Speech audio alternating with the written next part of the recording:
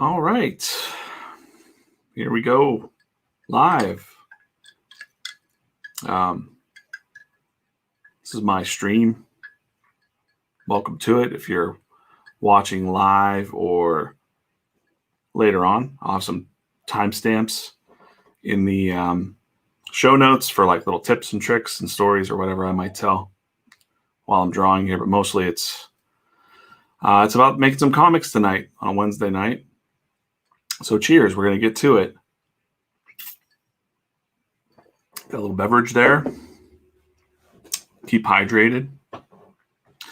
Before I get started, I thought I'd just say, so the book I'm working on during this stream is called Secret Forces. It's going to be my new comic, Secret Forces #1. So you can be the first to read it as the pages are done over on my Patreon page. But, I don't really have a timeline for getting the whole issue done, but it's going to be a direct to consumer D2C sort of product, direct from me to you. Don't really have any other plans besides that, just to get it done and work on it. So that's the little plug for my Secret Forces comic, and that's where you can read it. Unless you just watch these videos back and like pause, you could probably pause as I'm accidentally turning the lettering on or talking about some of the creation, because I am going to go pretty deep into fleshing out some of these scenes and talking a little bit about the story and how I'm setting up some scenes and things like that for this comic. Since I'm writing it, drawing it, I'm doing all the process of it. So so that's the plug for my Secret Forces. If you're interested in any of the brushes or templates I'm using, I got those up too. So those will be linked up, gumroad.com/comics. So all my templates for and all my custom brushes that I make for Procreate. So I make a lot of pencil brushes, ink brushes specifically for comics. So they are on gumroad.com/comics. And I'll put a little banner up here too. But okay, so there you have it. I'm going to switch my screen around here so we get kind of a down view, and we're going to get to drawing some comics here. 1 second. All right, let me switch this view up. Go over here. Hey, listen, I don't have any fancy, camera switchers yet. So I'm just moving the webcam around for that view. So that's a nice little view there. Let's see if it looks good. Test that up.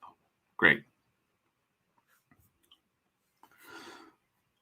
So this is the last page I was working on Saturday. Finished up the inks on it. So 2 astronauts space guys are pretty much approaching this robot head that came out of the sky.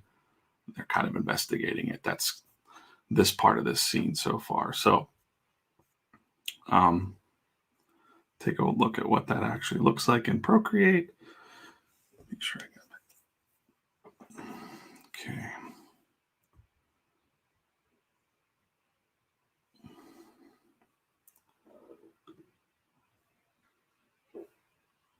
All right, cool. Going to put the banner on for doing the deep work.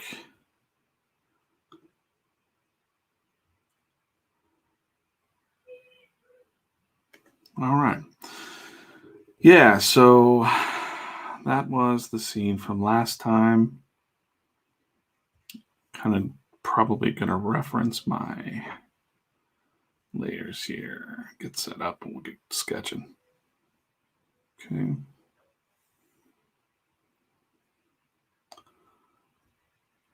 Okay.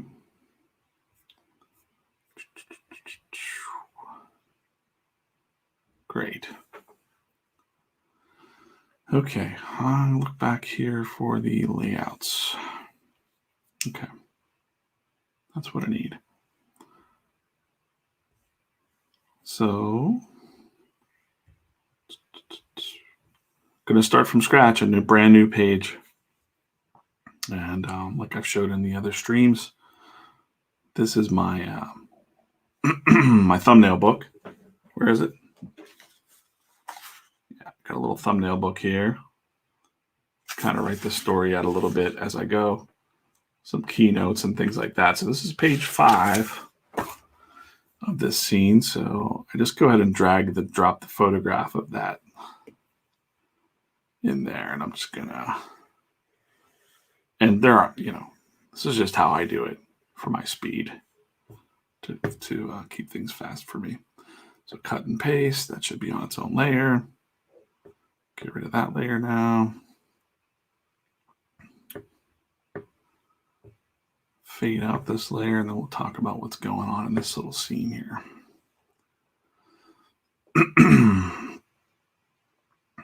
Okay. So, okay, I'm gonna have to stop that.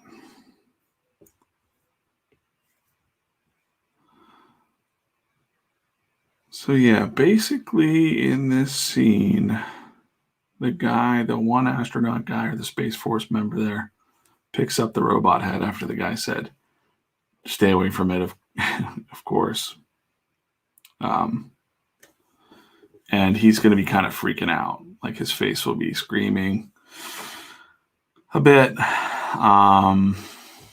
So that's what's going to go on there. I'm going to get rid of dialogue. I'm not going to do the text parts here, the writing part, but kind of have these real rough layouts where they're going to go and kind of figure out the panel layouts. And I'm just going to go ahead and, since I'm doing it all myself, I'm going to go ahead and get my liner brush, black, and put it on another layer here. And just start rolling out these banners.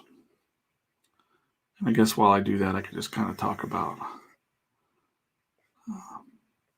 again, this week, last time I drew comics this week was Saturday. So Saturday's stream was about almost 6 hours. And I'll probably do that again this Saturday.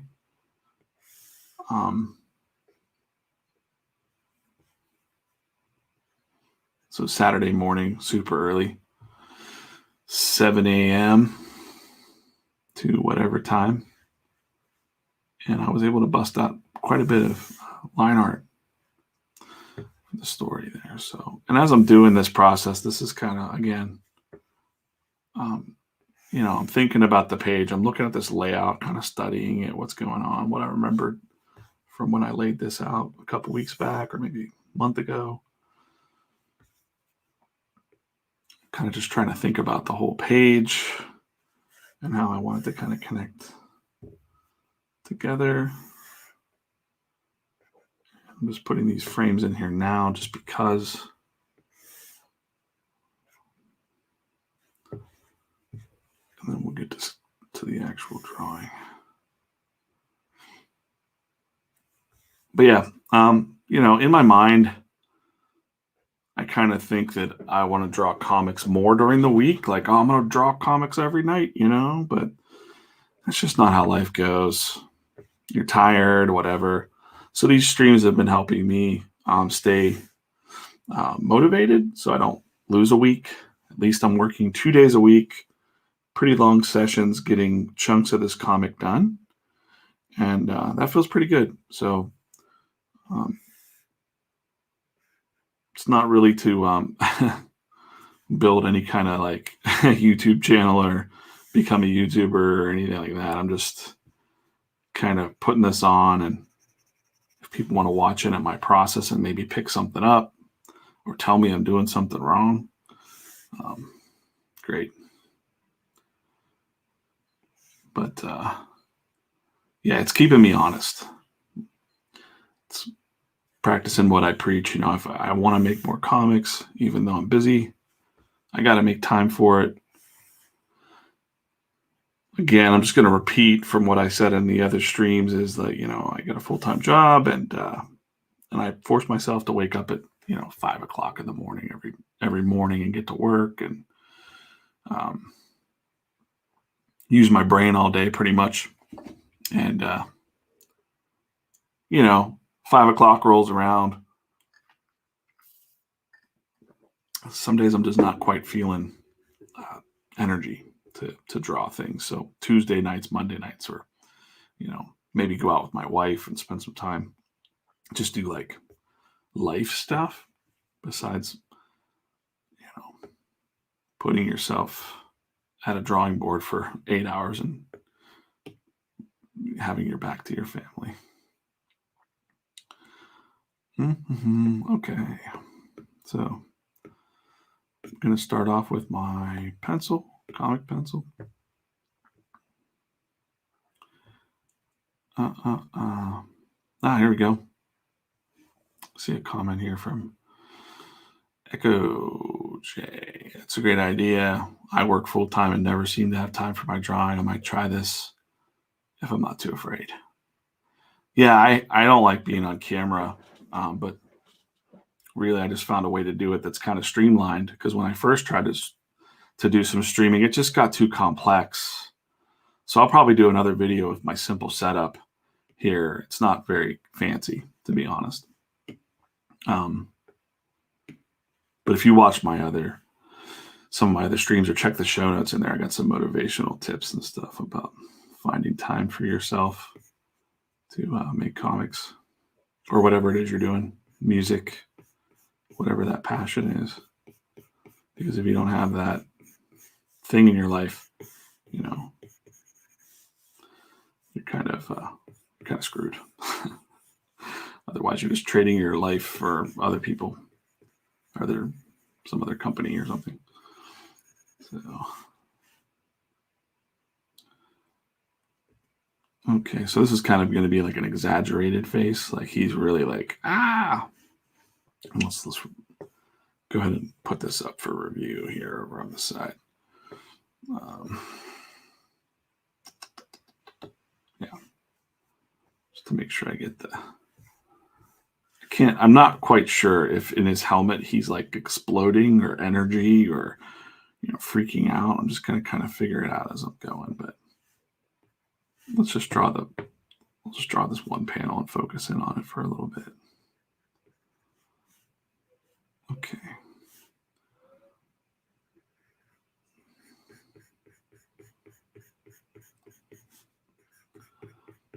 My style's a little cartoony, so I can get away with like an exaggerated,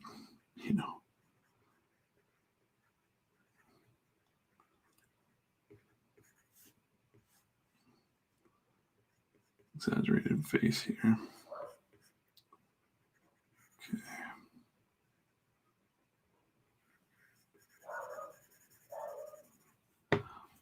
And since I'm going to be, inking this myself, I don't need to get too detailed, but I do kind of want to get the suggested highlights. I got to remember that he's in a space helmet of some kind. So that's kind of important. That can't be really that exaggerated, to be honest. Now I'm looking at it. I can't like stretch his face or anything. So, and then with the comic, I just want to make sure the panels are also consistent and not looking too, whack panel to panel.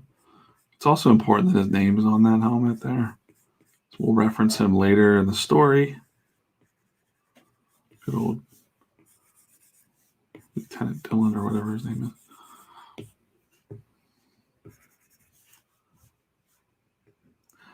Yeah, it was a busy day at work today. So a lot of meetings and important merch stuff. I work over at spreadshop.com. It's a rewarding. I like it. I like working with them because we do a lot for other creators, and it's cool. So that's how I kind of flesh out that's maybe like a how to draw an eye sort of thing while I'm doing this. So I just get the basic shapes real quick. Like, there you go. The ovals. And then I also think about the shadows and let's just focus in on this eye because I want it to be wide. But you got to kind of know how an eye works, even if you're exaggerating it. So you got to kind of learn the rules and break them. Because I can't do portrait. I mean, I could do portrait stuff. It just takes me forever, and I'm impatient. I like cartoons. So there we go. So the pupil, Get out of here. iPad update.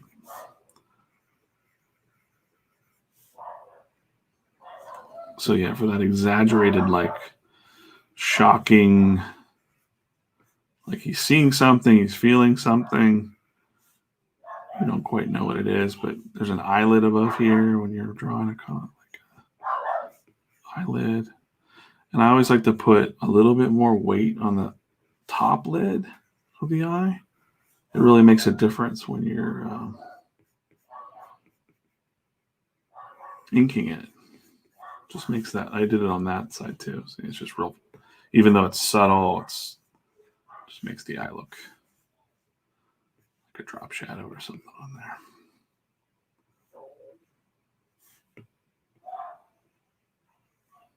Someone asked me this week on YouTube if I would do more like little drawing tips, and I'm like, oh man.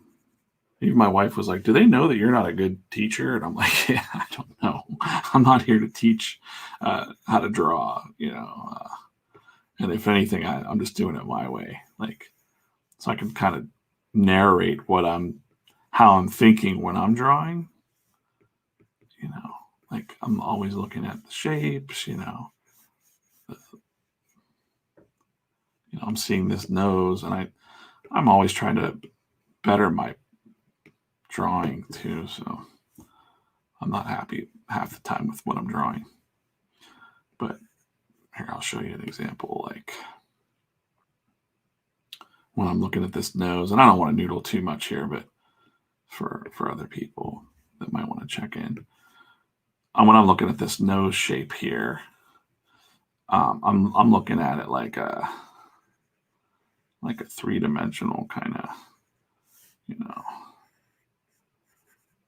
shape, right? Something like that. That's what I'm looking at. I'm seeing in my head is that, I see the cheekbones,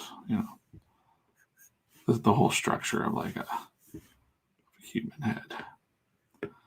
You can find 1,000 different drawings. This is not for that. This stream is not a how to draw stream.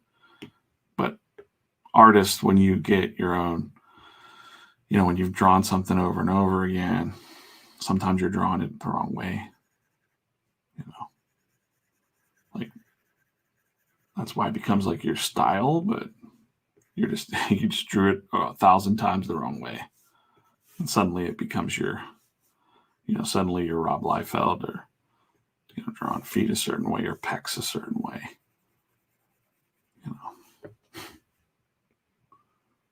But it becomes sort of your thing. I don't really I don't know what my thing is, if there is a thing. So, but I like to over exaggerate expressions like this.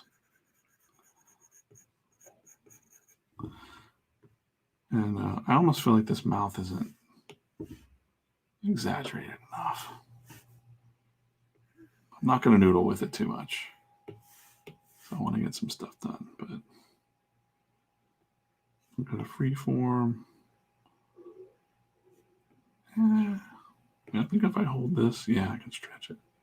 That's another kind of cool thing about Procreate is you can use that distort tool there to kind of,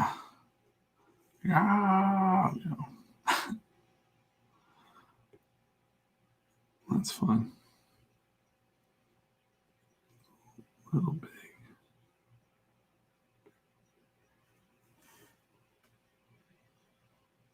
That's cool. All right.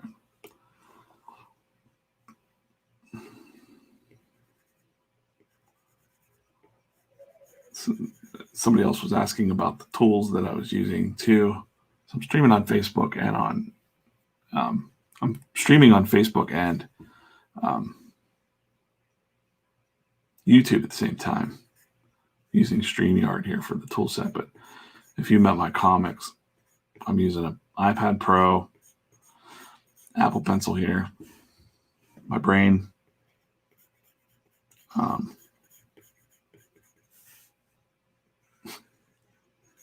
See, my wife said it. I'm not a good teacher, but no, this is an iPad Pro, and this app I'm drawing in is called Procreate. I just like it a lot. There are other drawing programs, but this is my drawing program. There's not, what is that, Full Metal Jacket quote? There are other drawing programs, but not like mine. Mine is better. I don't know.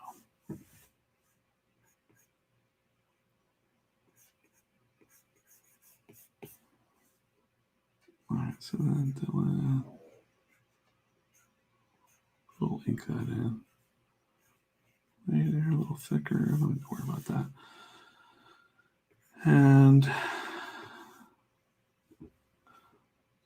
I feel like he was in more pain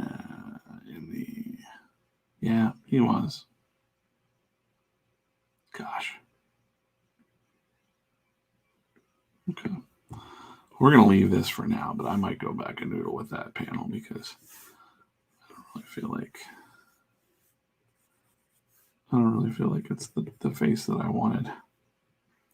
But I'm going to draw through it now and keep it for right this second. But I kind of feel like the original doodle just kind of had something like, right? It kind of had some energy of like, yeah, I'm on fire, right? And this new face I drew is kind of not that, right? It's kind of like plain, like, whoa. And this is like, I'm on fire. So I kind of want, you know what? I don't want to draw it again right now, but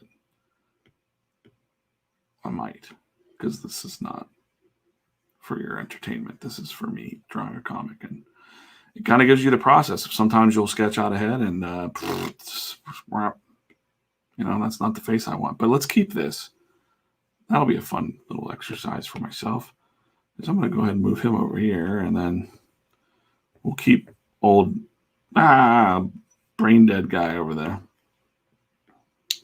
And I don't do any warm-up sketching either. I literally just,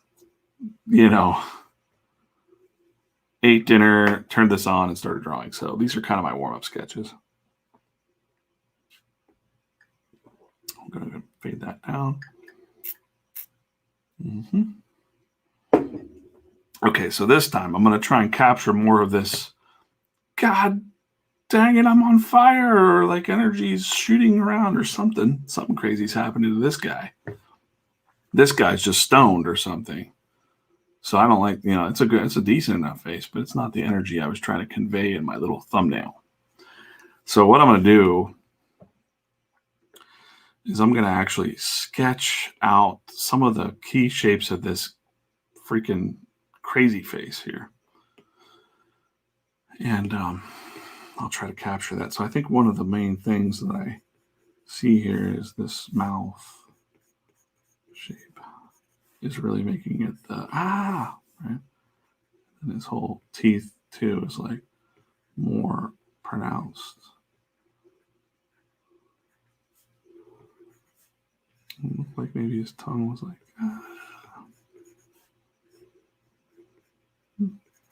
I won't scream or yell during this stream, but artists often, when you're drawing, you're making the sound effects, or at least,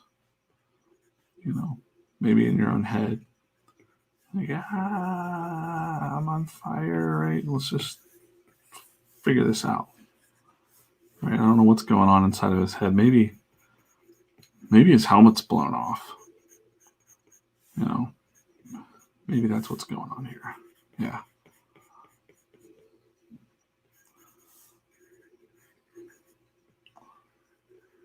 And maybe that's why like this is looking so crazy, is he's just being consumed by like some kind of spirit or something. Yeah, that's what I was kind of going for. I think it was like more of a possessed energy. Doesn't have to look like a human. Whatever's happened to this man, he's toast. He's not gonna make it. And let's just say that his whole suit, kind of his helmet's still on him, but it's that shield is just like jacked. So we're already looking like this is looking like and then this is looking like I'm stoned and I don't know how to get I don't know how to get home. This guy's like I'm possessed by the devil or something. I don't want to put that line there, and we can do a lot of this with shadow too. Like I really think there's going to be this like. Well, one of the things about this scene that's not apparent right now because there's no lettering or you can't see the rest of the story is that this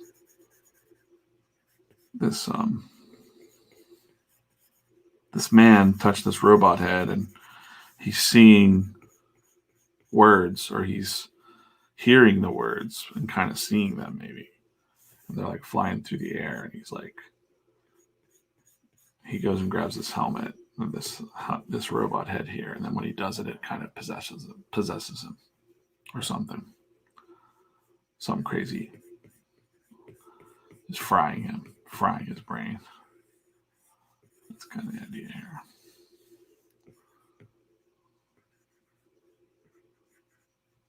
Yeah.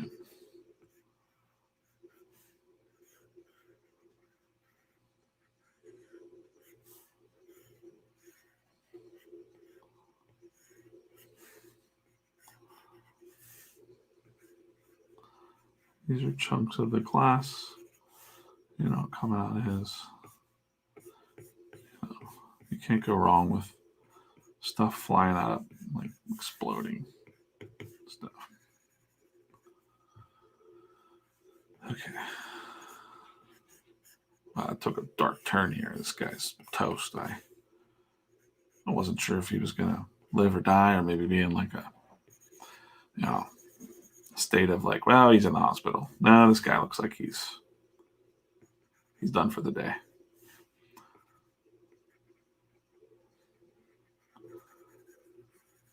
Sorry, Dylan.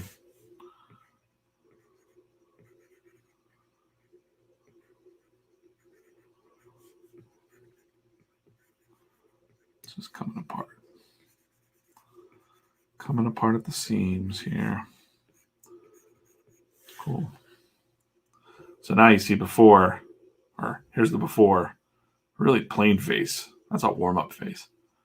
That's like I'm stoned in The Sims, and now we're like getting more close to that original rough sketch. And it's funny that like even when you're drawing something that's that small with a little tiny thumbnail, that's what they call them. Sometimes that quick scribble catches the energy of what you're going for. And then when you stiffen it and you try to, look off of it or just jump in without doing some warm-up sketching, it's going to suck. It's going to look like this guy, right? We're going to, goodbye. Now what we want is, we want that. We want that kind of action going on. And it's worth the little bit of time to fix that. I'm not under a deadline. If I was with a publisher or something, or working professionally at this, I would not noodle as much. I'd get to it, but in this case, I have all the time almost in the world. So, okay. Let's see here.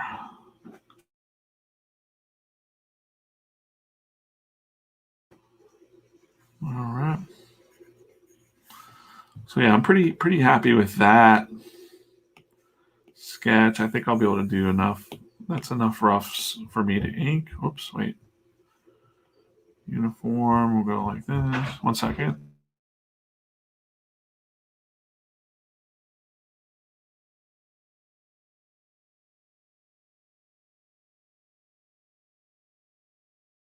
Okay. Uniform. If there is going to be any kind of lettering in this panel, it's going to be more like a,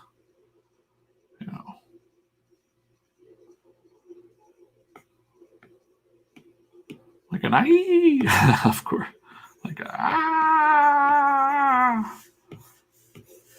freaking dying.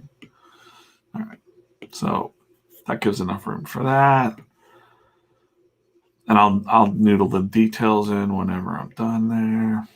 So that's looking pretty good. Shake this in a little bit.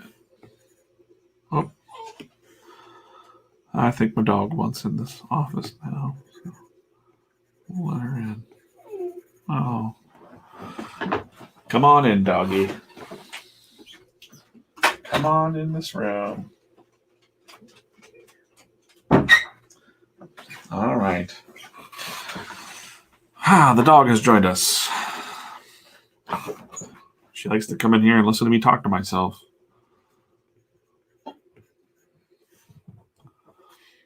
Okay.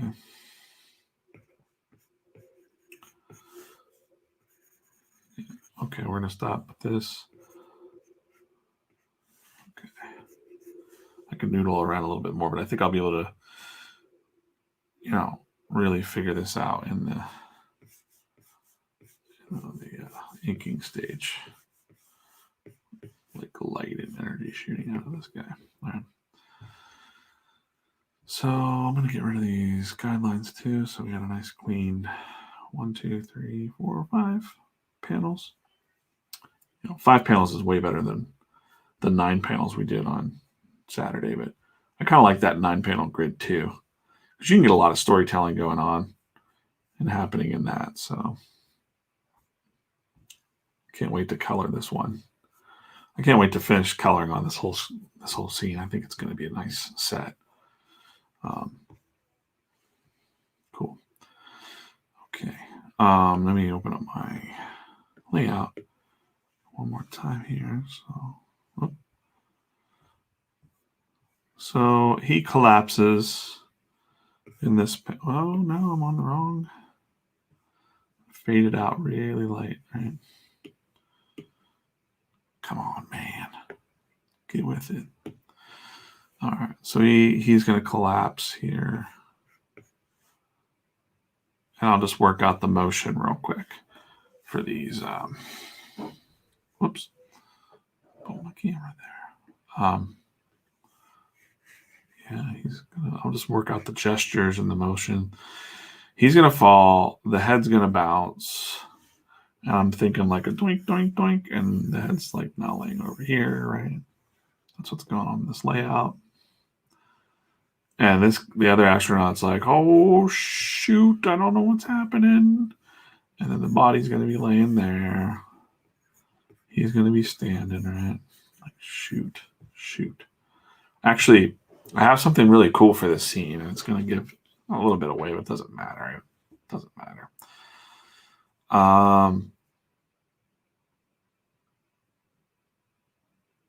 Yeah. So this is page 5. I wanted this scene to end on page 5, so I'm tempted to kind of go one more page, but I don't think I need to. In one of these scenes here, I want it to be that when he looks beyond his man here on the ground, he sees a ghost or like a spirit, and it's like looking at him. And he's like, what the heck? Because like earlier on in this scene, the guy's like, did you hear the ghost stories about this place? And he's like, there's no such thing as ghosts. So he's been drained, and I want it to be like, so he went up, right? This is the motion from the other panel.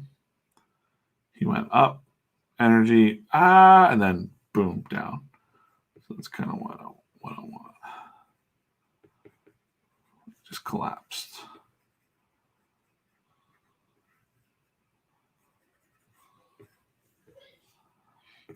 We're going to figure out this pose here because it's important. Let me take a little doodle in here. Mm-hmm.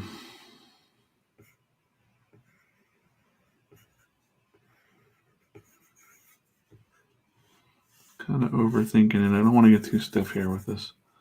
It's like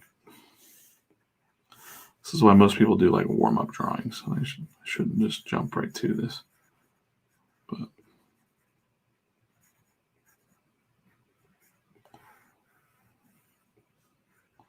and I mean, he's dead. Like he's like dead as a doornail here. So I don't know if you've ever seen a boxer go down after they've been knocked out. Like that guy Jake Paul just knocked out. But like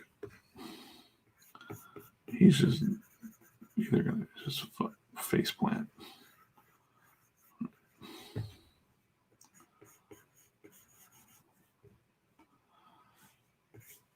And I can kind of figure out these poses and stuff because if you do a lot of life drawing and gesture drawing, there's something called force drawing that they do online. You can kind of get the feeling of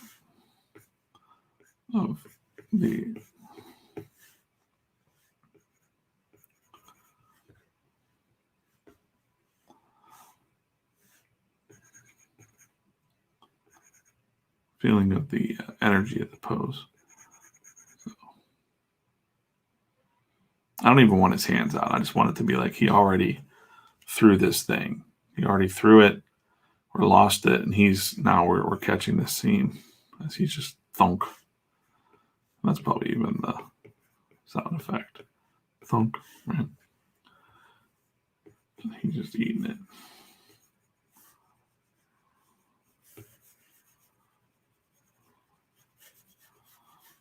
So I'm just going to get that gesture in there. Gesture, and then, not a gesture, a gesture. And then, we'll have the head kind of pink.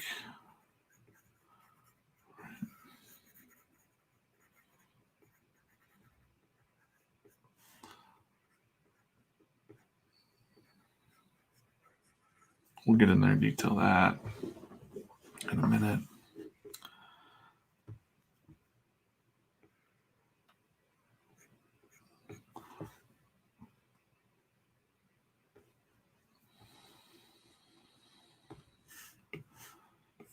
Now I can kind of adjust this too so that we know that we got some room to play with.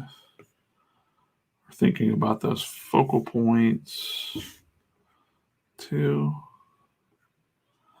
And that's what I'm going to do is I'm going to adjust, the position of the head in the foreground to be kind of I want it to be here, but it's going to be here, this focal block here. Okay.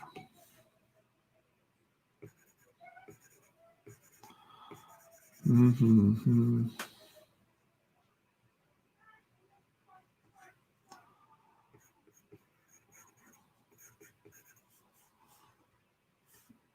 I also have the bulky spacesuit on, so it'll bulk this whole thing up. He's really gonna look like he's eating it, like a boxer.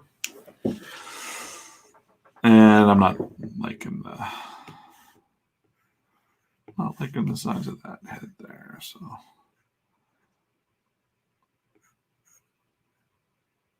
Let's see.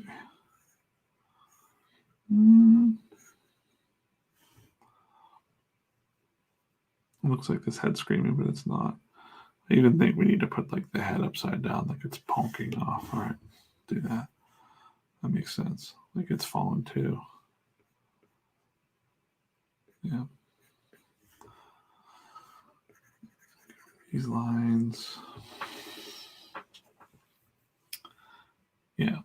That work can be kind of not interesting to watch, probably, but it's the work that most, comic artists are doing. I call it the deep work because you're thinking about composition and the gestures and the shapes and forms before we actually get to the fun stuff. So I'm just trying to get these. Here we go. We got like the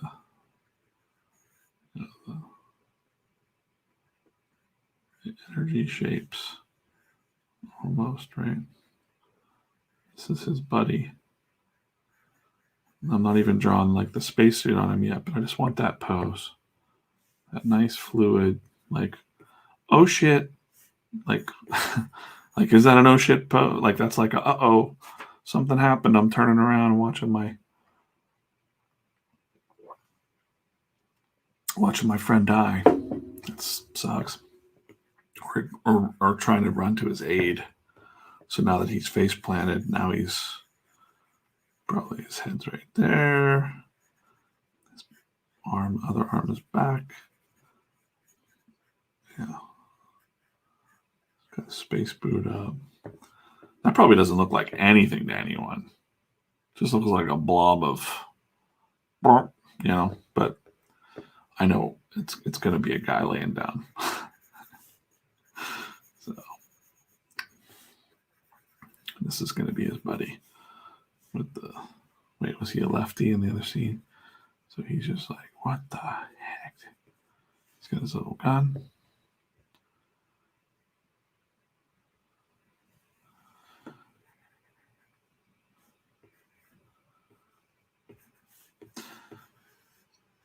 I don't even know if he would like.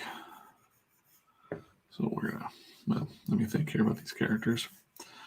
I don't even know if he would be running at this thing, but it seems like something that this character would do. That if his friend just got zapped by this head that he said stay away from it, he might actually be like running to try to help his friend. And the head's just kind of, we don't need to draw the bounce line. The idea is that it already did this. We don't need to draw that. Because if it was upside down there,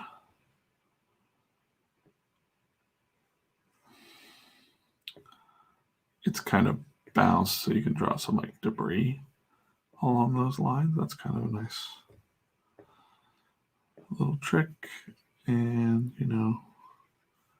it's back to a new resting place way over here now. Bing. Come on.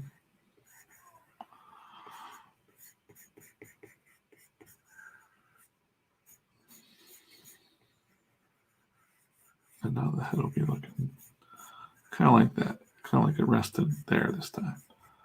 Different angle than what it was before when it was on the ground here in this page. Okay. Mm-hmm.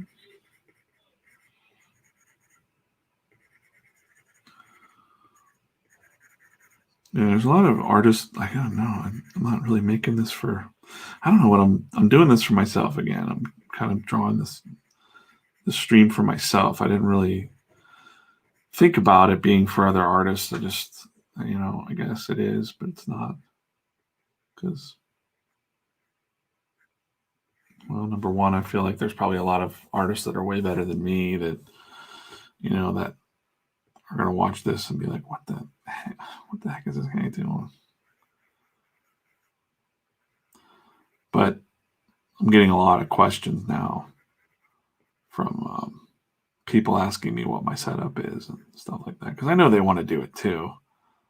And they see the other things, and it's complicated. Like, it's not as easy as just going out and, grabbing a webcam and setting it up. And I saw a couple other artists try and kind of buy like a fancy camera, and then it just won't work, and they got settings. And I've already done that. I kind of was like, I don't want to stream unless I have a real easy setup, something that I don't have to piss with, and I want to streamline so that I don't have to download. Another thing about streaming is,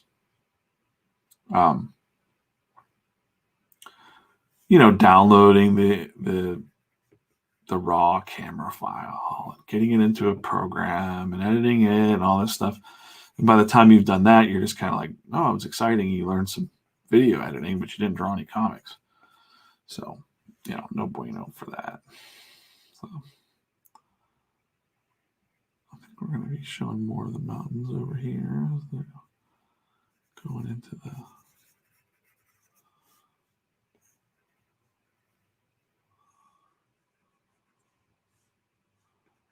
think so. We use the mountains as like a framing device in this. Oh, come on.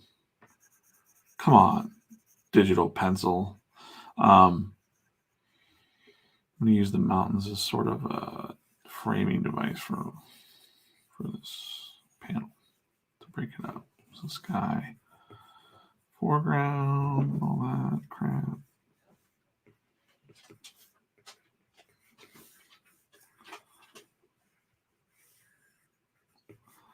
Layers of foreground. He's probably going to be saying something here. That's where that goes. I'll need all that.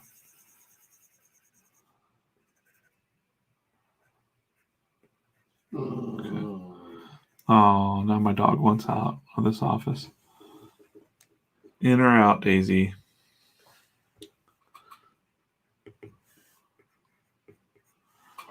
Okay, so got the guy. He falls. Head bounces away. Lands over here. And this is the tricky panel because then I don't want to do what's in the layout.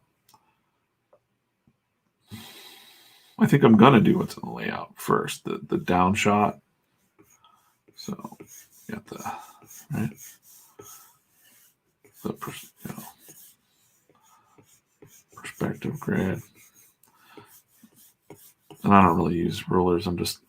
Or guides. I'm just kind of doing that. This is a down shot. I don't even need to make all those lines. I'm just kind of doing it for this stream so that you can kind of see what's going on with this angle, right? So that's the idea there. These lines will all disappear. But he also looks a little too stiff for what just happened. Like his friend just totally got, I don't know, energy zapped or something, fell, and then he's like, whoa, and he's kind of coming over a little bit more energy in his foot back here. Right? Something like that. Like he's running to help. But then when he gets there, it shouldn't be this standing pose like this. Let's draw the guy that's toast on the ground here first. Remember his arms back, the way that he landed. And probably his, he just face planted, so he's kind of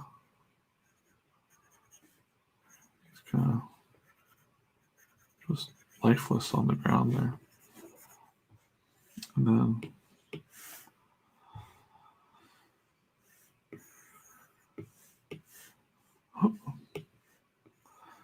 going a little too fast here, but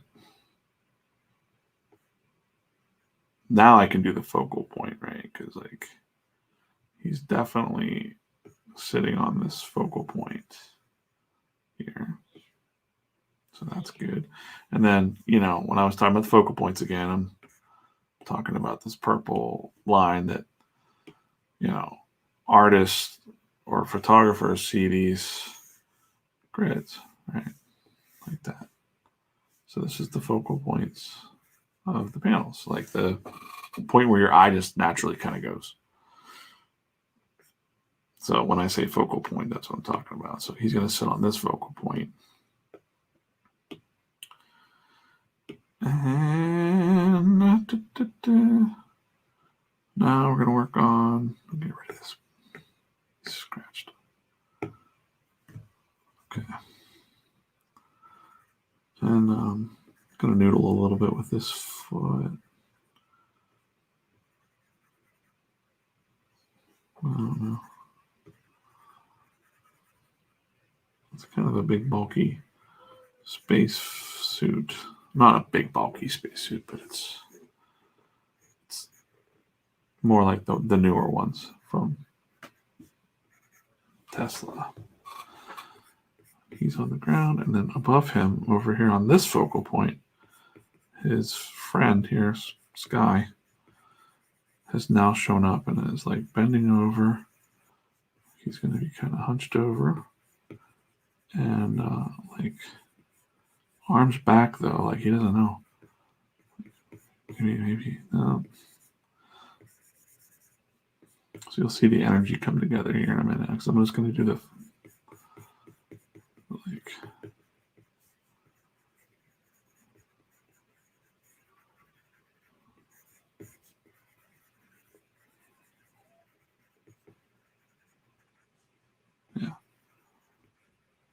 this one's back, and he's just like, oh no.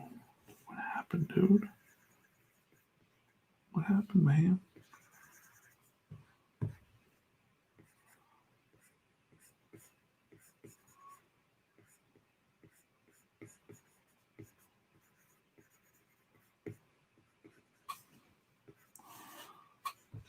He's a little bit bigger than that figure, so I can. That happens when you're doing digital work because you're zooming in and out constantly. At least I am. So for me, I sometimes the sizes of the the bodies aren't the right move. But that's kind of more of the pose I was kind of looking for there, instead of just standing there over the body. He's kind of like, oh no, what happened? All right. Oh, I'm really janking this up. Whatever.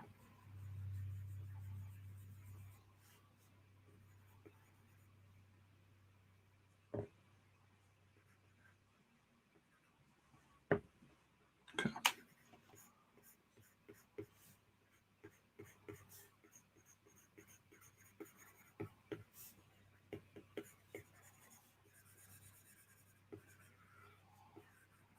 A little bit of the shadow to kind of pull it this way, right? Oops. All right. So that's not too bad.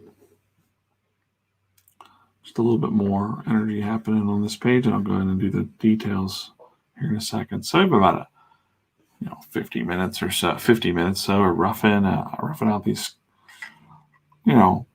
poses. I might mess with them a little bit more because I see there now from a distance, once I'm looking, looks like maybe he's over a child. So now his body's still a little bit big. Mm-hmm. But that's okay because I can just shrink him up a little bit, I think. Just a little nudge. Yeah, that's about right. So he's gotten close, but kind of still a little distant because he's cautious. Like, oh snap! And this dude's maybe even like smoking a little bit, right? Like, what just happened? Yeah, I think so. I think his face is smoking. That makes sense. And even like, you can draw that wispiness coming off of his fried face. Okay. Good. Those poses are looking pretty good. All right. And then my idea here is that he's kind of like, this is the panel that'll change. So I don't want to have this layout on anymore underneath there because it's going to throw me off. Because now what I want is for this character here to be kind of, he's going to turn and look like, whoa, like he wants to look that way. Like, so from his vantage point, he's now going to see,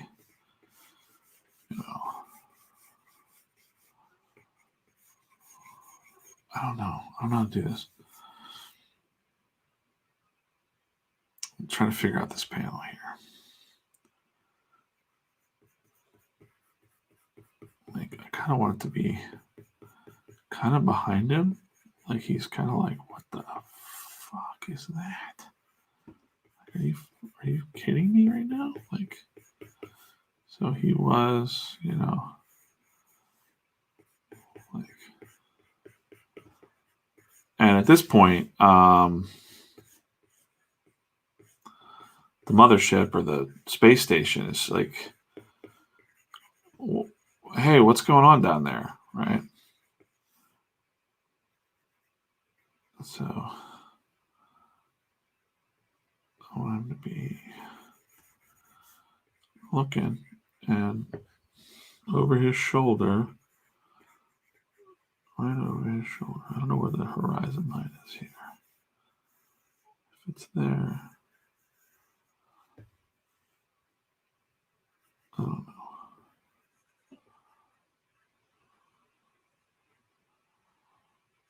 think it is there.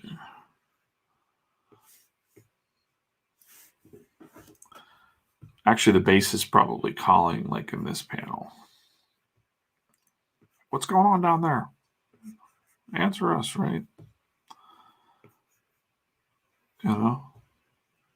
And he's not saying anything back yet because he's just dealing with the action that's happening. That makes more sense to me now. And they're still like, answer, you know? And he's just trying to take it all. He's just trying to take it all in. Like, I don't know what's going on here. Because over here, I want. I might even shrink this. No, this is a good angle in the foreground. This guy here. Okay. Might want to angle this arm a little bit more. Just because. Just a little more motion in the arm, maybe. Like, just a little.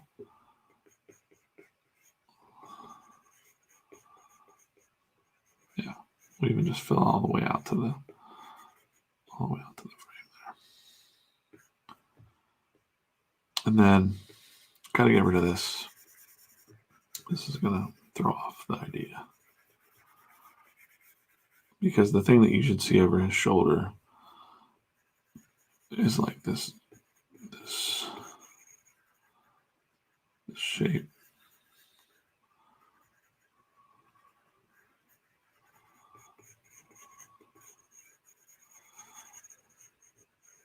Right.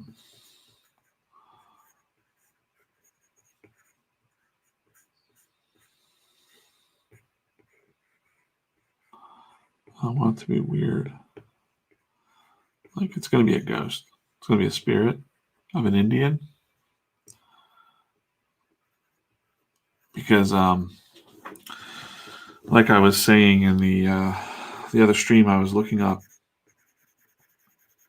Lakota Indian lore, Indian folk tales, and none of their stories were written down until a children's book or something like that. There's been some children's books and things, but the original stories were kind of handed down through the Lakota Indians and South Dakota.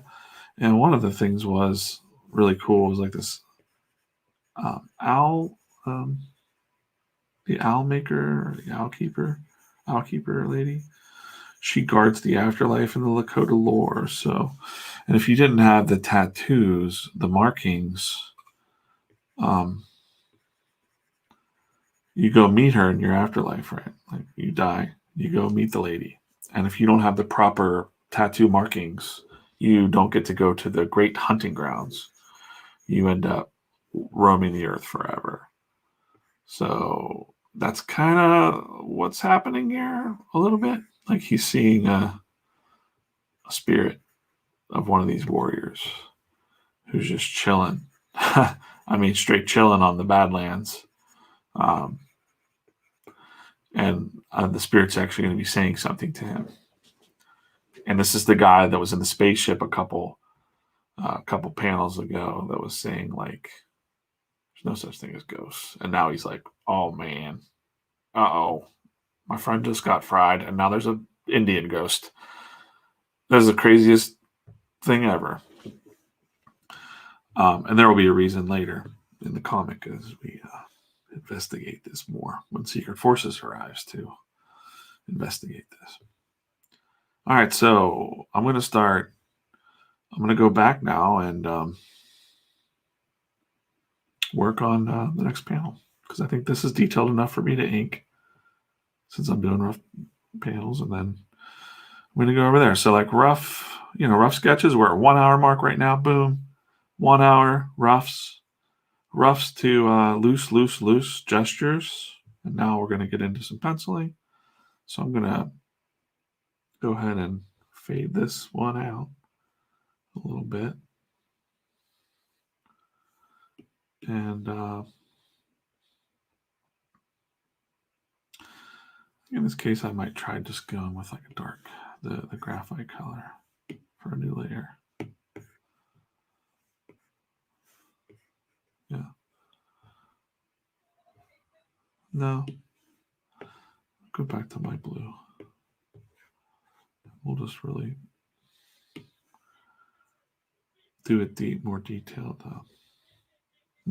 penciling now. Oops, wrong layer. Somebody asked, what layer how do you remember the layer that you're on? And I'm like, well, I don't really sometimes. Sometimes I mess it up. But I've gotten pretty good at knowing that, just memorizing that I'm above the initial pencil layer here. And we know that this is the fake guy's head. I'm going to keep that around just for fun. Put that down here so it doesn't get mixed in. So yeah, I have a pencil layer on top of the faded layer right now, and that's kind of where I'm going to live for a minute. Again, I just want to make sure I'm getting don't need to do super detail here, again, since we're zoomed way in. So it's more about the subtle shapes and getting some speed in here to block out this. I could probably even, if I was feeling brave enough, I could probably just go in here straight to inks, but I do want this to be a tighter scene here. So I want to make sure I get what I'm looking for myself. Now that I'm noticing, I forgot to draw the circle thing on his head on this panel. Huh. Okay. I forgot. I'll put it back.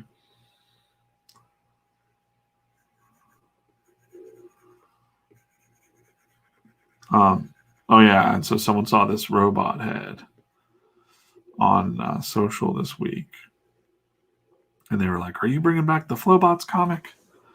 And I'm like, "No, it's not the Flowbots comic, but it's a similar concept it's my story." So there's just my robots have always been kind of similar when I write them. When they show up, it'll make sense. So I kind of when I did the Flowbots comic, I kind of did my own version of my own robot story anyway, because I just have these robots can send messages through time space.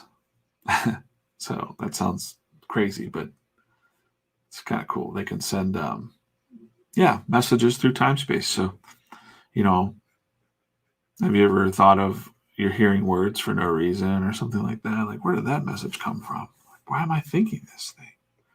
You're hearing these broadcasts from other time space dimensions, right? That's kind of the idea that I think of when I think about that stuff. And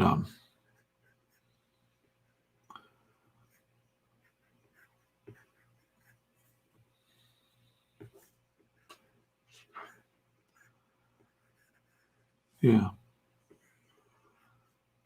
I like that. I've always just kind of had that in my head since I was, 15 or 16. I had this concept that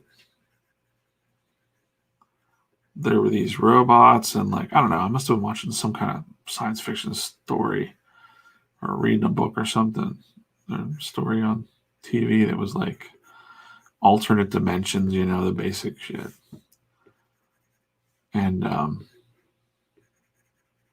I've always liked that. Even though that time travel stuff gets time travel and multiple universes and stuff get kind of cheap. It's kind of a cheap out. That's not what I'm doing. I'm not doing that. But I've got a similar thing as far as there are multiple things happening at once. But I try to make them make sense as best as any, science fiction. I guess. To me, it doesn't really matter that there's not this timeline that anybody's fighting against. There are just things that you don't understand that are happening, and just like the real world, like we don't understand how some aspects of science work. We just have theories, and that's kind of the mystery and the wonder of it that makes this part science fiction to me. Is that you don't know where this head came from. I kind of do because I'm making it up, but you don't need to. Maybe you don't need to know where this robot head came from. Maybe it's just the journey that we're watching that's interesting.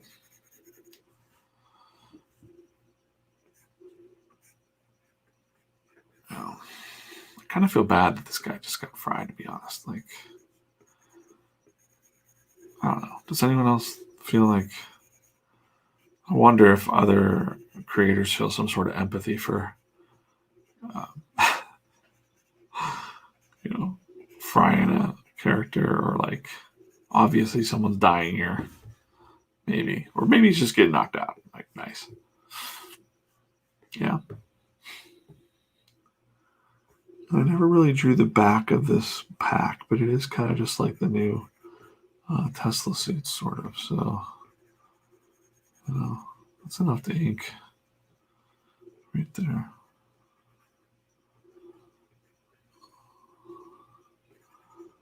His helmet's janked, so it's like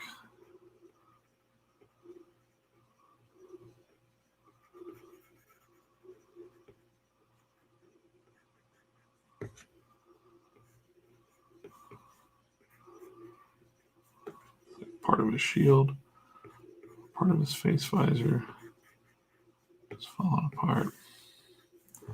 That's mean.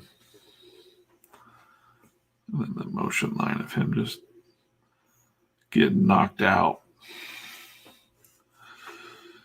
Hey, look at there. It's Fern. What's up? What's up, Jonathan? How's the family? The growing family down there in Florida, Miami.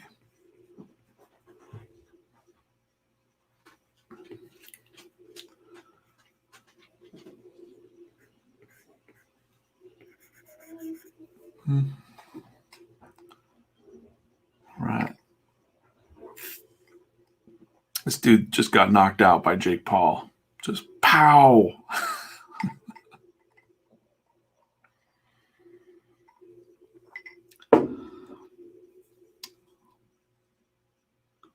You miss watching me draw? Well, you're in luck, brother, because I've got this thing called a YouTube channel now, and you can watch me draw for 6 hours.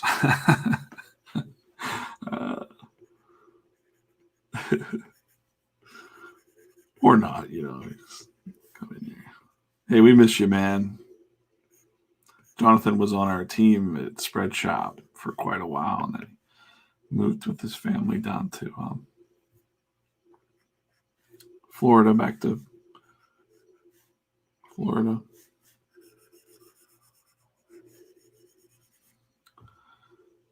Hey, Jonathan, I talk about you all the time, man. I tell my new boss, I say, hey, because like he's, our new bosses. Well, I don't want to talk too much crap about work, but a lot of things have changed since you left, my friend.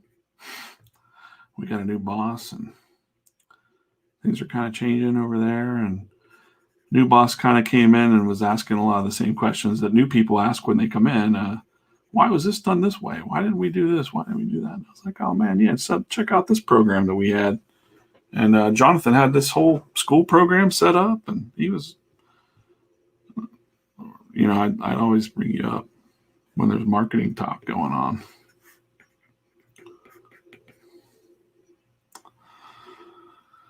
I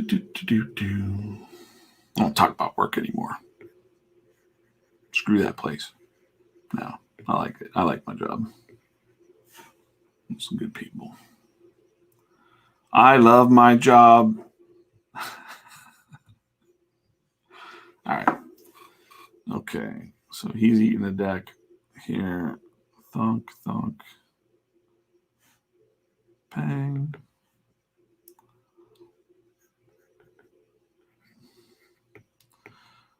Yeah, Jonathan, we'll have to catch up sometime, man. This new boss is crazy. He hired a bunch of outsourced, well, not outsourced. I don't want to say outsourced, but a big, huge sales team that's like based in Spain, but they're awesome. They're going to go out and recruit people for spread shops. It's going to be great. It's crazy. I can't believe he got approval for it. I just can't even believe it. Like, things are changing.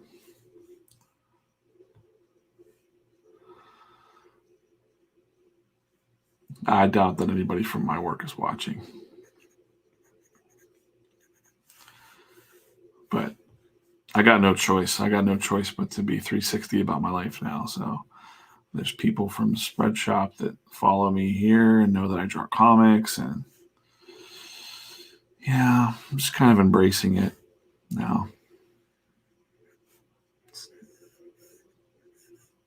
Who knows? Maybe when we need a marketer again, maybe you'll be free. I don't know if we can afford you though, man. Got the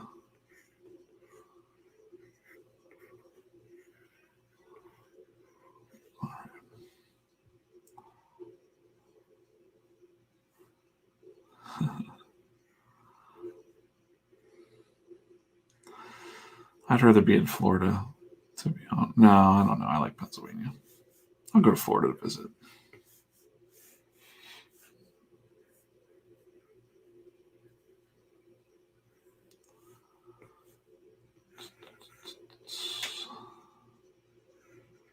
Okay.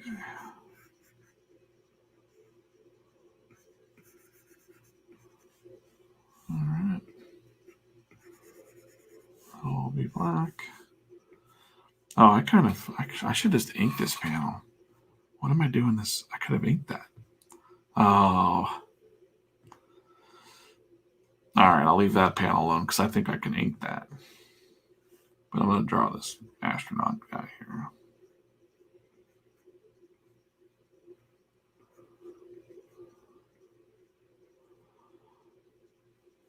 Hey, man. Take it easy, Jonathan. Say hello to the family for me and those growing kids. And Natalie.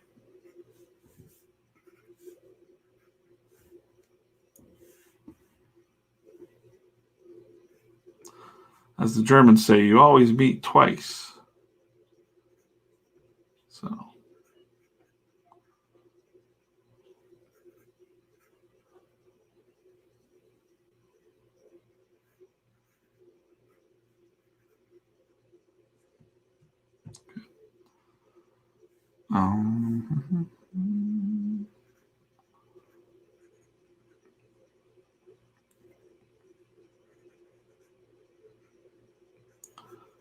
It's a good guy, that Fern. I'm gonna tell a work story now that he's gone. He's probably still listening. That's okay. I'll tell the story anyways. He used to eat eggs in the morning and it was really bad. It smelled like farts.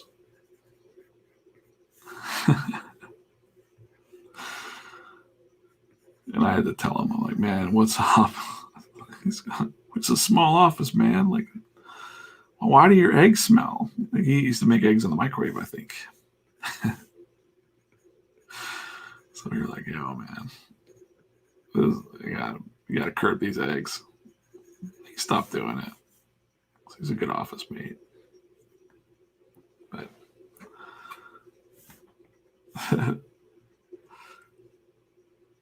okay. Oh man, I'm messing it up. All right. I'm messing this up. From number one, I'm zoomed way too far in for this page because this panel is going to be this big. So that's a mistake I always make when I'm noodling around too much or not paying attention, is I don't need to zoom in to draw this entire face. It's one of the curses of digital art is that you can really kind of over noodle things.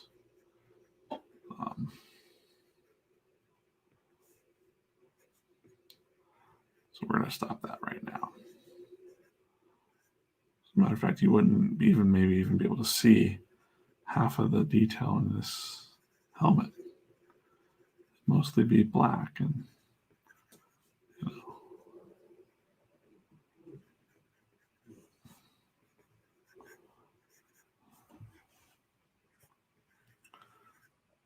and I think I put a little around. Oh, get a little too crazy here. Mm-hmm.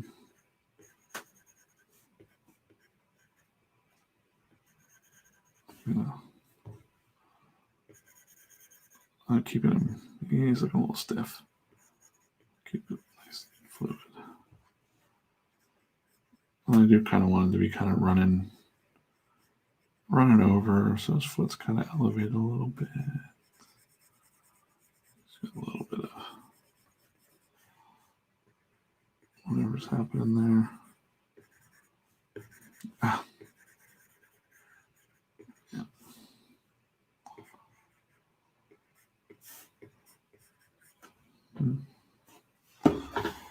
Had a bedtime reminder.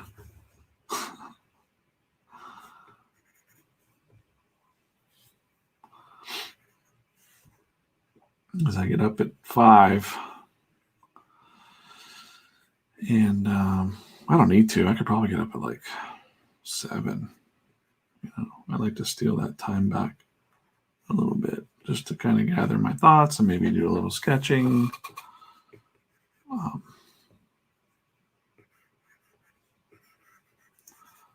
But yeah, I'm always thinking about that thing.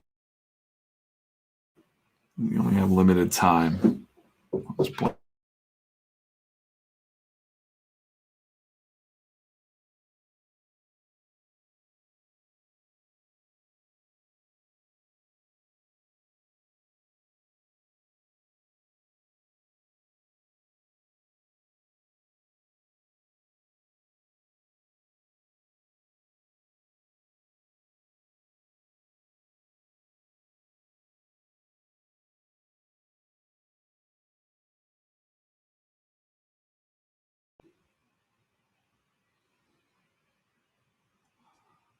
Okay, so that's good.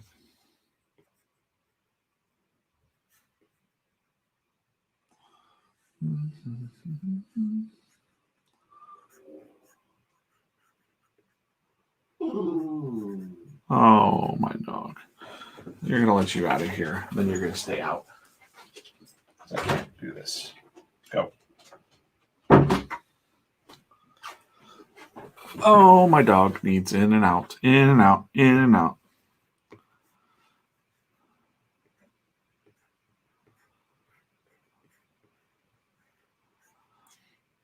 Yeah, I'll probably do a stream on Saturday.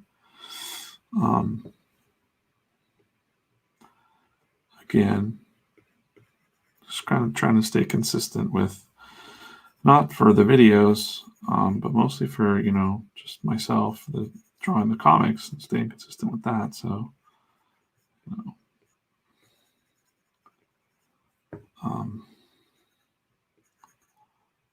that's the plan. That is the plan. So he is dead. That's a tornado. This guy. And his face is smoking a little bit. I don't know how obliterated his helmet got. I kind of look at that. Kind of.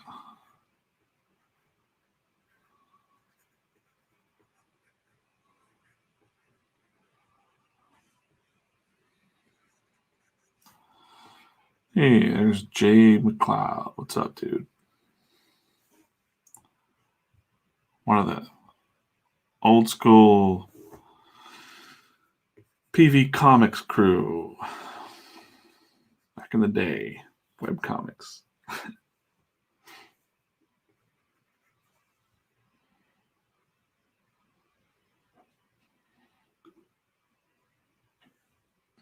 All right. Again, I don't want to noodle too much because, got to keep thinking about this, that this panel is this small when it's in print. I don't need to be super duper up in there. It's tempting because you can with digital, but just because you can doesn't mean you should, right? Dinosaurs. Don't. Jurassic Park.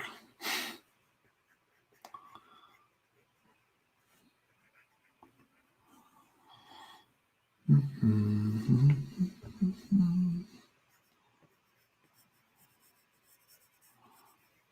They're kind of on another plane over here, and this head rolled for quite a bit after he dropped it because he held it up over in this panel. Got fried, brain got fried, and then it rolled.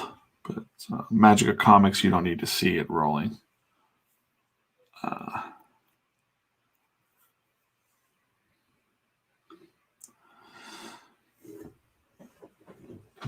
Loving the YouTube action. I was just telling someone else that I don't know. I feel like I don't know who would watch a 5-hour stream of me drawing comics, but if I can kind of motivate someone else to do it or draw comics, great. Kind of show my process, kind of chronicle it for when I'm long dead.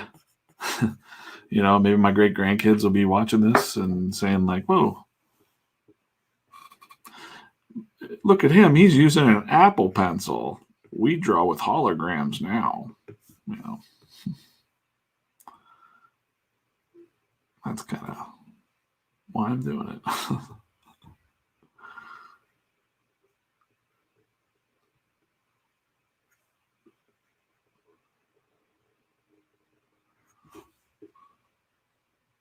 Well, yeah.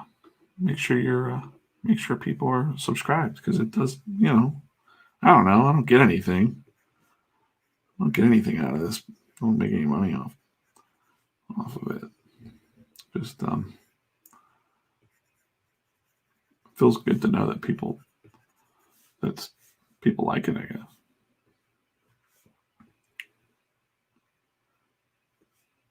I don't know what the hell I'm doing, to be honest. I feel old. You jokingly call me Pappy Deej at work. And that's a 30-year-old calling me that now. So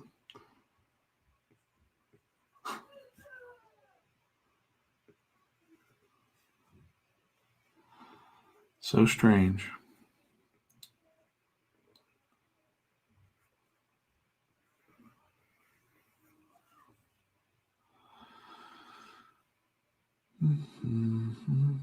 Oh, cool. Cool. You hear that, Sketchboard Pro? Look at that. He bought a Sketchboard Pro on my recommendation. I don't need a second one, but if you sent me one, I could maybe set up 2 stations. And no, I don't want anything like that. Nah, man, I love the Sketchboard Pro. It's fantastic. I do take it with me to the couch, and I like the travel bag that it came with too. But I don't go anywhere right now. So, but if at some point, and I also kind of wanted to achieve with the process, and that's why I call it the deep work. Is that I'm sorry if you hear any kind of like video games happening in the other room. My stepkids are streaming or video games or something, but if you hear explosions, I'm okay. It's all right. But no, I call it the deep work because I just was really thinking about it. And a lot of people do pinups or they'll show the hot panel that they're working on or something like that. And Comics are kind of isolated when you're working on like a long story. Yeah, it's a long process, and you know, there's a lot of deep work that goes on, a lot of deep thinking and stuff that you don't share with people. Don't see that part. They look at these pages for like just a minute, or not even a minute, seconds, and I thought maybe just kind of chronicle a little bit of the thoughts that are going through my head whenever. Oh wait, I should probably take your quote off there. Okay. Yeah, just kind of talk out loud while I'm working, whether I'm working something out on a panel or it's kind of the idea. I'll probably do the thing again where I use a lot of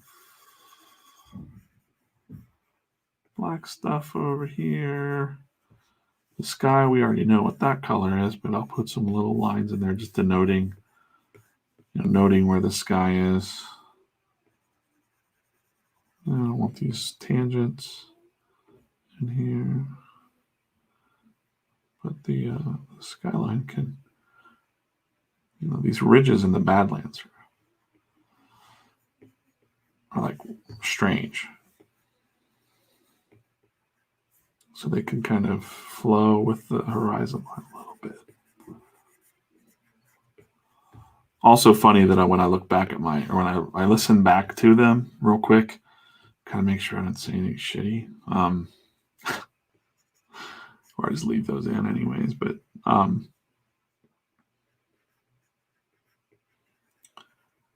when I'm listening to back, I laugh and I go like, it sounds like, I wonder what Bob Ross was really thinking when he was like painting and stuff. Because that's what it reminds me of, is like when Bob Ross is like, I'm just gonna put a little rock over here. That's how artists think, man. Like, that's why it's funny to artists, I think. Like, I'm gonna move this little head over here. He's gonna have a little friend, little ghost friend over here in the corner.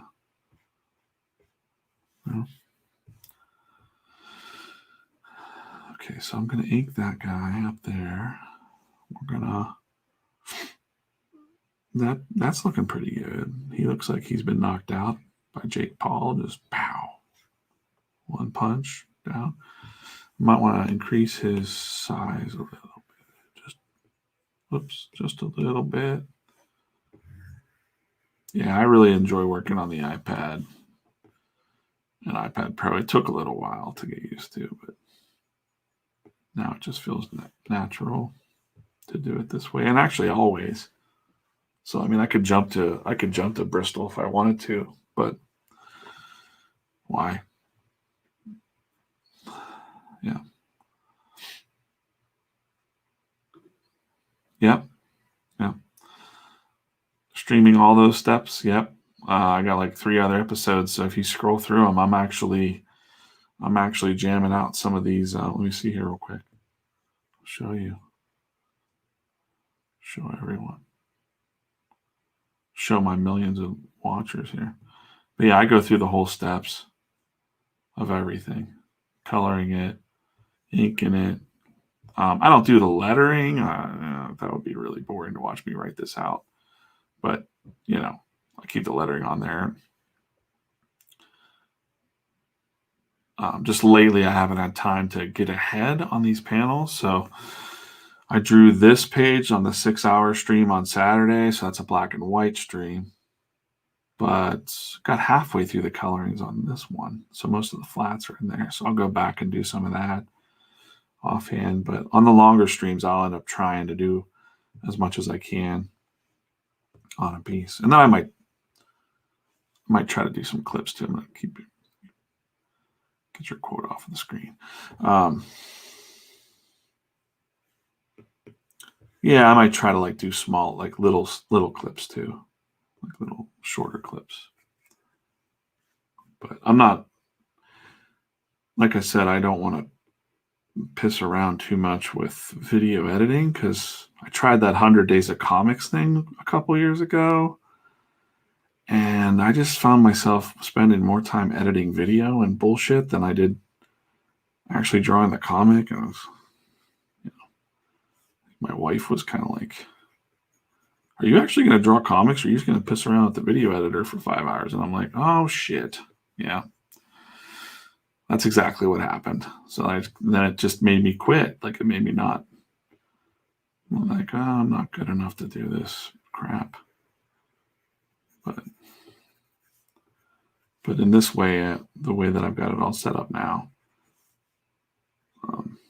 it's super easy to just turn on these streams and just go and talk and do a little watching back of the video while it's on YouTube. I don't have to upload it again because it's already saving it as we're streaming. I'm not going to edit it. I put timestamps in the old videos.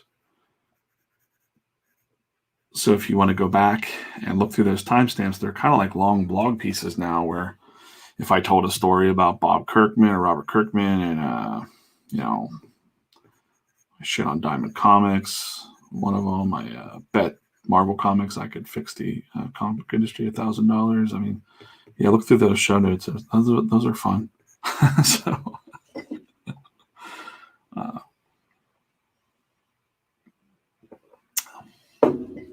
no keyboard. So, okay, I'll answer some tips live. This is cool. No keyboard, but I have another video on the channel that's key gestures for Procreate. So if you look, I mean, I'm just going to go like this. And that 2-finger tap is just undo, right? The tapping of the pencil switches from brush to eraser. So that's a kind of a key one. And then we got the select tool here, so I could just move this guy anywhere I want, or stretch him, rotate him. So that's kind of one of the cut and paste things that most, and if I wanted to cut and paste this, I just 3-finger swipe down, and now we got the mini menu that's, I'll get rid of your quote here, mini menu that allows me to cut, paste, copy, whatever I want to do. I can do that. So that's the basics of comics, right? Like, we used to cut them out with scissors and move the panels around and paste things up, but now we got all these layers we can use, and the key gestures are there to get the job done. So there was no book for it, like, for comic artists to use this. So I just kind of did take a little while to figure it out. And then I also like, Jay, I like the feature here of Procreate. I like the canvas information feature because I can see now that I've worked for 1 hour 34 minutes on this page. So it's kind of keeping me honest, so 1 hour 34 minutes, I've got this mostly, almost penciled. So about 2 hours of pencils, I'd imagine. There is also I don't have it on, but there's a mini menu. When you touch it, a little wheel comes up, and it allows you to pick little subtools in Procreate. But I don't have it on because it gets in the way of my other gestures. Yeah, it's like a mini menu.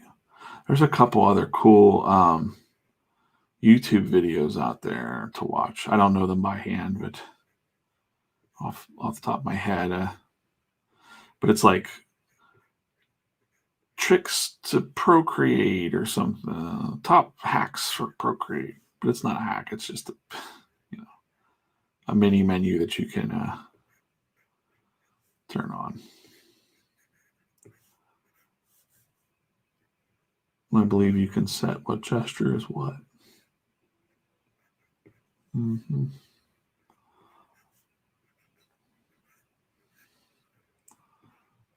Okay, this is, again, I'm kind of don't want to noodle too much. He has a giant helmet on his face. Right.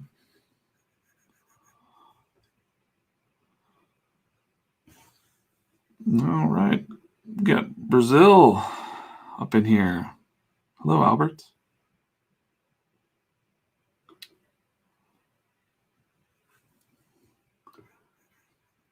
I was just talking to a streamer from Brazil at work not too long ago, couple days ago. He does like video game streaming or something, so he's doing some merch.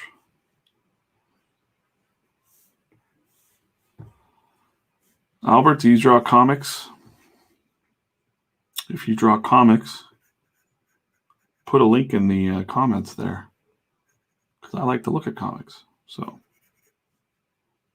I'll take a look at your comics. Maybe we'll even look right here. No, I don't know. I can't do that right now, but I'll definitely check out people's comic links if they put them in the comments. Okay. Okay, so again, I'm going to try not to noodle on this panel too much, but I do want to get the expressive, like, oh crap, this guy just died, or this guy, my partner, is on the ground, so what just happened, sort of energy to this pose.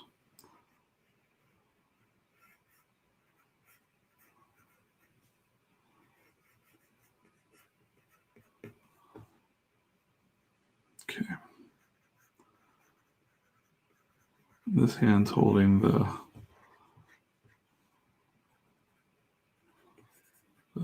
phaser weapon or stun gun or whatever he's got. Let's put a little block there for now.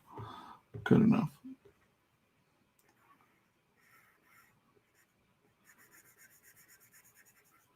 Again, I'm trying to think of like, not shortcuts, but the inks can do a lot. If you go and look at your favorite comic book artist, something I admire a lot is the shapes and the forms, just like this guy over here, like the lighting and the shadow and stuff. Like, I don't feel like I'm very good at it, but I like looking at that stuff, and I think that it speeds up your work a little bit.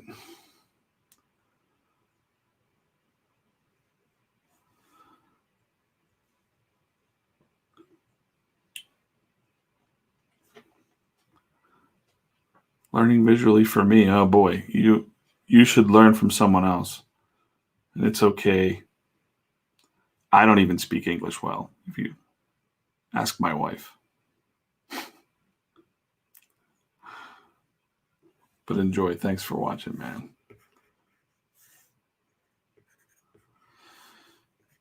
If you have any questions, just feel free to ask. And I'll try my best to type them back or something later.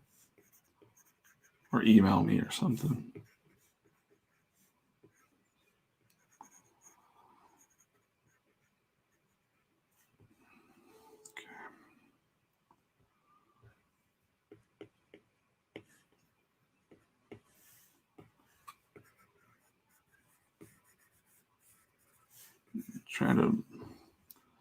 We can use the lines of the texture of the ground to, we don't want to draw that,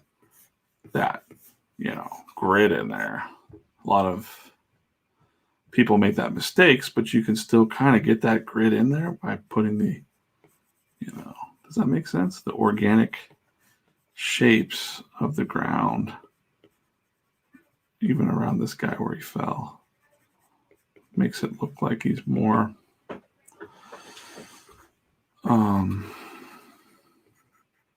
looks like he's more three-dimensional or has more form on this ground. So I'm trying to think about a little bit of shadow and stuff like that. Well, here, Jay, you missed the front. Do I do traditional pencils on paper? And what is fully digital? So, yeah, if you go back and watch some of these, but check this out.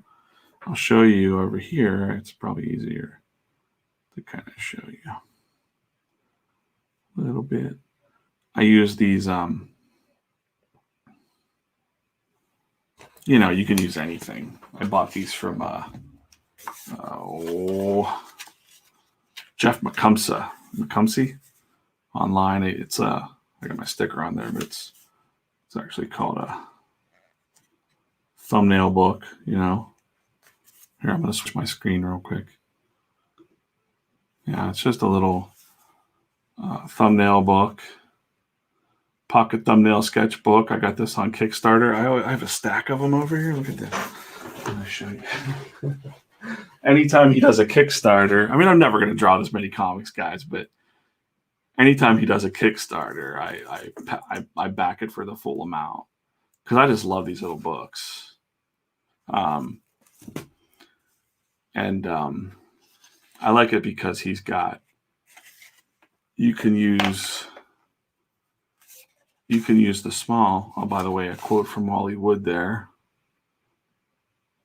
So I really appreciate Jeff putting these little booklets together. And then I do my spreads.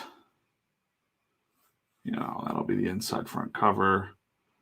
This is the robot head flying out of the sky, the first 3 pages. And then now I started doing like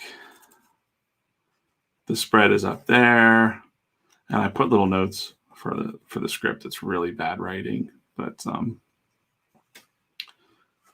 and then same thing over here. So we're on this page. So you see this guy screaming, and then over here inside of that, I just dragged that over. You can see at the beginning of this video, but just a little recap, a little reset the room here. Turn off those pencils. Turn on I just bring the whole thumbnail in here and cut it up and just fade it out, just so I can kind of capture that. So sorry. Switch this back to the other view. I was talking earlier about capturing that little tiny shape or that pose. This is not my Apple Pencil, guys. This is the pencil.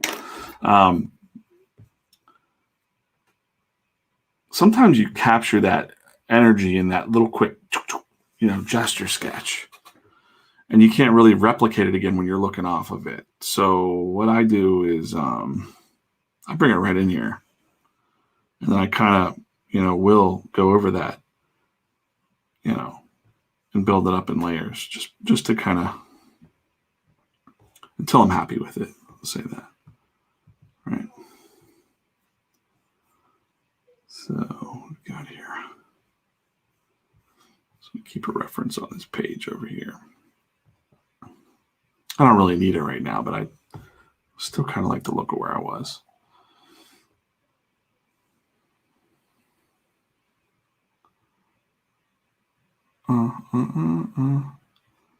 Yeah, I love that's the most I do on paper, because I just wanted to cut out as many steps as possible just to save time, because time's limited with everything, life. So this is the right. Okay, here's the pencil. Yeah. So if I, old school way, Jay, these kids these days don't know, but you used to have to do a sketch and go to a photocopier and blow it up, or do a scale of it, or put it on a light box, then put it on a Bristol board. And then you have to copy that and scan that page in. There was a lot of work a lot of pre-press work that went on to draw comics, which was just crazy. So these devices this technology is here. You might as well use it. And I don't really sell originals, and I'm not famous or anything. So if I ever get famous again, maybe I'll sell some NFTs or something. Oh shit. Or not. Oh yeah. Yeah. He says, you have to scan half the page in, and then you'd have to butt them together and match them up. And sometimes the pencils, like, have you ever seen, like, oh shit, I didn't butt these pencils together enough, and And now the sample looks like crap, and I'm going to a convention to show an editor or show some publisher. But you know what? It didn't matter. Because I'll be honest with you, Jay. Most of those publishers from the 90s and early 2000s just don't exist anymore. It wasn't worth it. All the work people did. They could have just waited until now for these magical devices to kick in, and there we go. All right, I gotta make sure I remember to put his words on his helmet. Masters.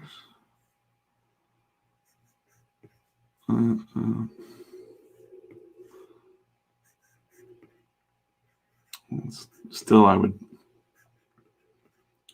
wish that YouTube would let you have some music playing. If you play any kind of music, it throws up we're ending your stream now. But I usually like to have some kind of music playing.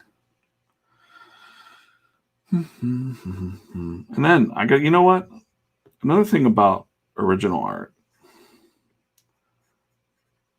One of my mentor guys that I talked about in the other stream. You know what? I hope he comes in here sometime and he just like listens to these hours and hours of me appreciating him. Andrew Zoller. So he was a writer when I was 16 and 15, 16. And he told me, like, don't ever throw away anything. Keep all of your artwork, all your scraps, all your layouts. And I was like, why? And he's like, because man, let me tell you something. One day it might be worth something when an artist, dies. And I'm like, what? Or can you imagine if you get something like, I don't know, like, I think the idea I didn't know what the idea was. Like, whoa, if you become something big, you got all these sketches that you could sell at Sotheby's or something. Like, come on. Now, as an adult, I'm like, that's just silly. Because I got to tell you something. I got these 3 or 4 giant Tupperware bins full of Bristol board art that I lug from place to place in my life. And, when I die, I kind of feel bad that, like, yeah, sure, my kids will have this bins of artwork, but when they open it up, they're going to be disappointed because they'll be like, this artwork kind of sucks. They're going to be like, oh man, Dad didn't know how to draw back then. What am I doing with this? He's dead. We don't need this stuff anymore.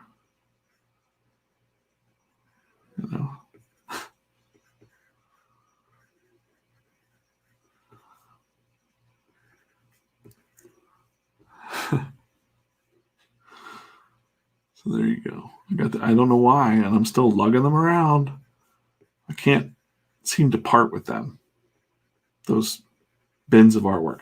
The closest I got was, not to get too personal or anything, but a few years back, I got a divorce. I left my first wife.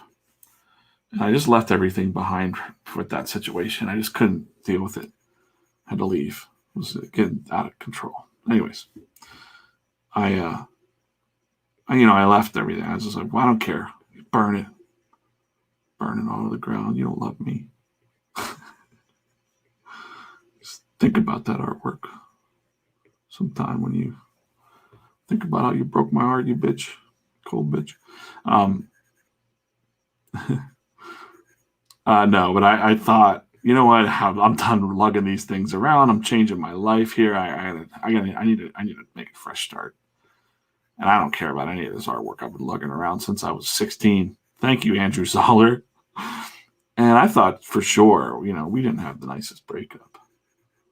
I thought for sure her and her new man, who was, luckily, by the way, it's all better now. Me and my ex-wife, we're okay. We're friends. It's all good. And she's not with that weird psychopath guy. But I just, in my mind, I just pictured them lighting these old artworks on fire and like toasting hot dogs over them or something. That's what I thought was going on. Probably, maybe they did. I don't know. But years later, I think I ended up getting them back. So it was one of these situations where it was like my ex was like, "Hey, I got something over here that's yours." And I'm like, "Oh, what is it?" And then just lugging these Tupperware containers back.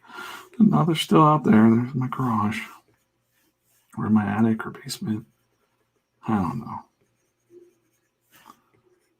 Digital files, I just put in the cloud and I never have to move them again.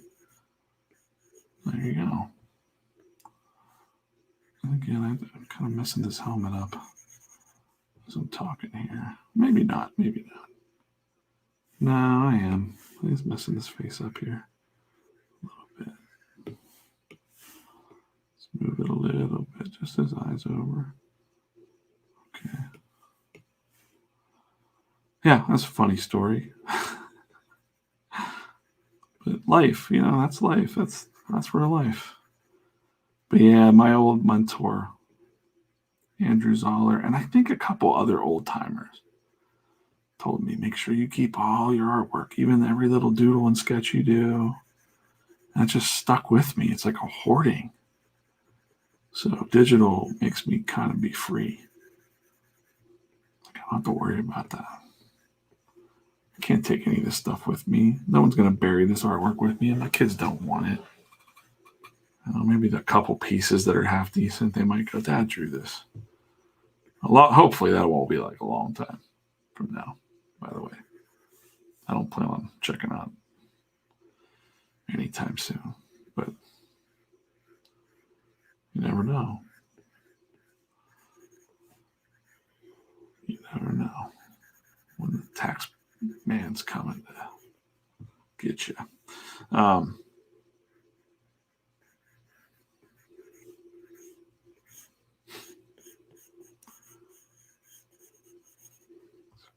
Great topics for a stream. But it's interesting the things we keep. We keep a lot of junk, a lot of mementos, and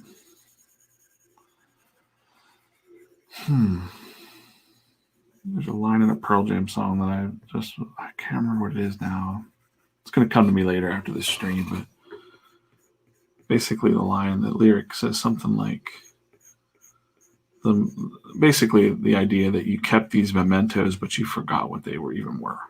You kept them to remember something, but now you're looking at it, you can't remember what they were. And sometimes when I'm looking through my old stuff, now I got to, I have a lot of comic stuff, but I got rid of a lot of things that I didn't need, or just, give them away, or too impatient to sell them on eBay or anything like that.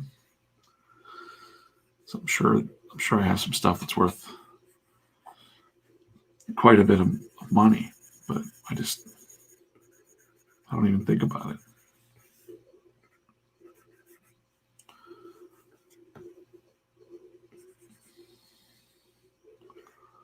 Okay, where are we at now? All right, I'm coming up on 10 o'clock here soon. That's all right.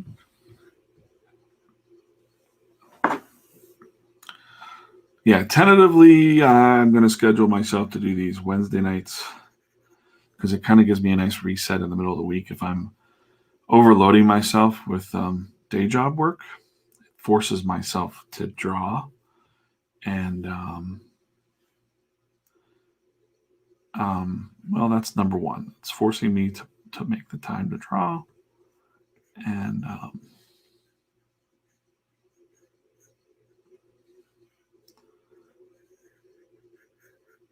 And it breaks up my routine for the week. I don't want to just be all work and all business. Because I'm thinking about this stuff as I'm working. I'm like, okay, this guy, he's going to come across, his friend's going to touch this stupid robot head. And then what's going to happen to him? And I'm like, wait, he's going to look over his shoulder and see a freaking Indian ghost. And he's going to be like, what in the... call Secret Forces, please. Someone. That's kind of what's happening in this story here. So this guy's just kind of faded out. And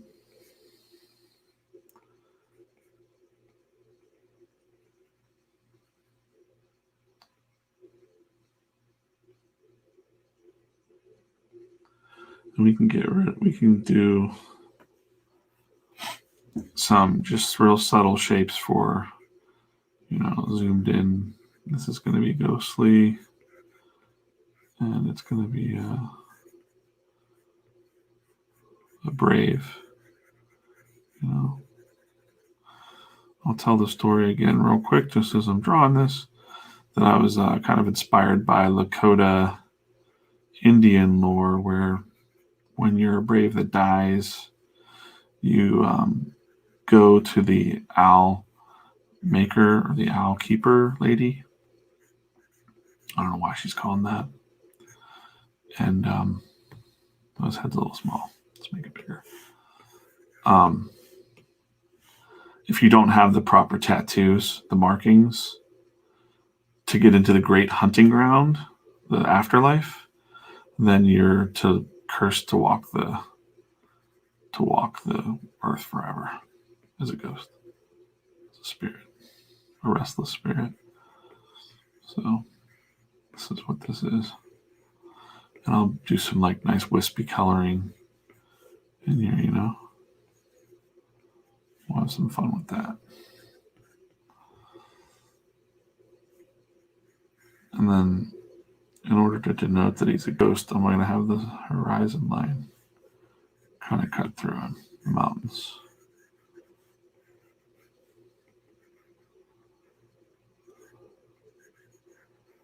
And these are the Badlands, so up there in South Dakota was mostly a Lakota tribe.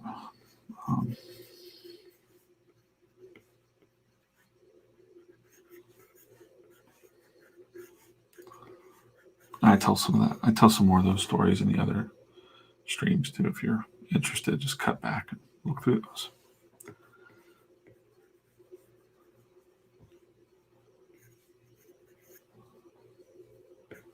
Okay, so what are we looking at here? This arm seems a little off to me right here. I'm going to adjust that just a smidgen. So we're just going to, this one, no. I just want to tuck it in to about right there. Now it doesn't look as long, right?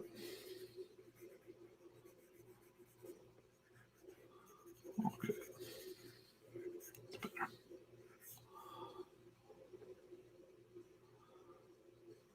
He's like, what in the... I think his eyes need to be a little bit bigger too. Like, what in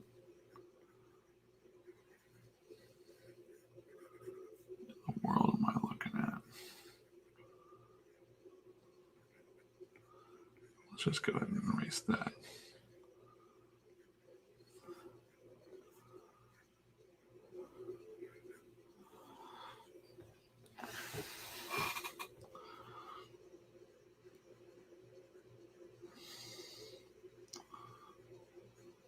One of the little tricks in cartooning for eyes, the eyes don't really ever, it's rare that real eyes, even if you're trying to make a shocked face, you won't see the white around the pupils, right?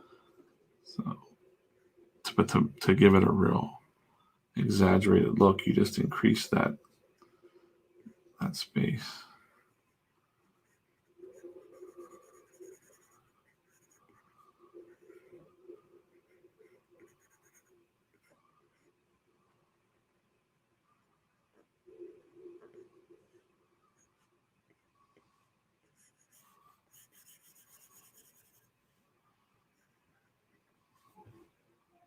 That's a little bit better.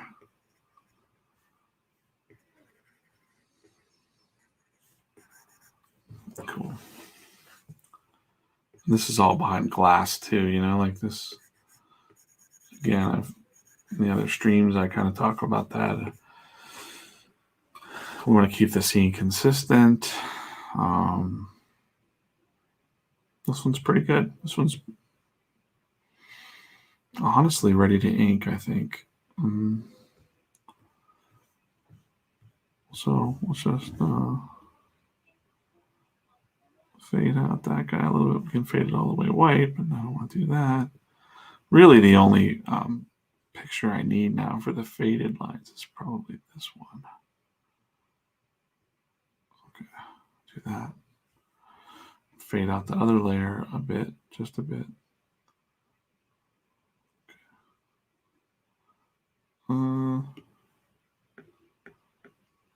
Do I have enough? Okay, so I have enough to ink on that page except for this guy. Here, I need his face. No, wrong layer. This layer. Okay. Go here, inks panel. I don't know what's happening right now, but my heat just kicked on. It's blasting down on me right now. It snowed today here in down, south of Pittsburgh. It was like full blown snow out there. Couldn't believe it. Oh man, yeah.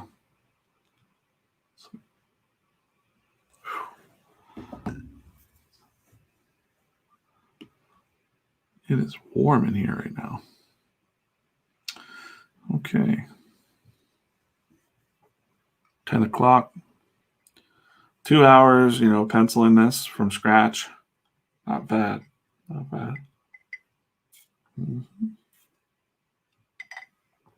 I know again, I know the basics of what's being said here from my notes. Top off my drink there. But I'm not really worried about that. I'll finish that afterwards. The lettering is not as interesting to watch, I don't think. Or it's not as interesting for me to do and talk about as I'm doing because I need to concentrate a little bit more on the wording as I'm lettering. So, okay. Let's just get in here and start inking some of these shapes. Again, I'm using, let's see here, using my brush sets. So my pencils here and my inkers. So there's a link in the show notes for these brushes if you want them. I also have some halftone shaders and things that I sometimes use for my coloring. But so I get a lot of questions about the tools. It's like the curse of, drawing live. Not a curse. It's, people are curious. But I will say it's just draw with whatever you got. If you can't afford an iPad or something like that, don't let it stop you from drawing comics. Draw on Post-it notes. Draw in thumbnail, little folded in half books. You don't need to have expensive tools to make comics. They're just nice. It's just a nice to have. Increase the brush size there.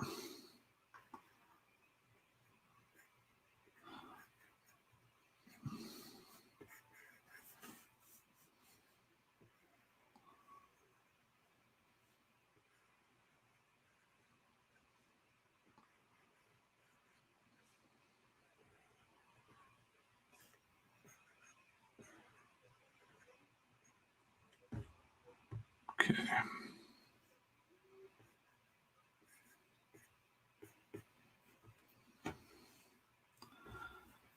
I just like doing some of these foreground chunks first that are kind of flying off of his visor.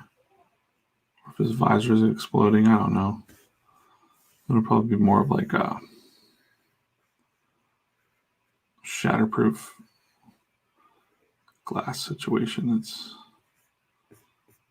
happening.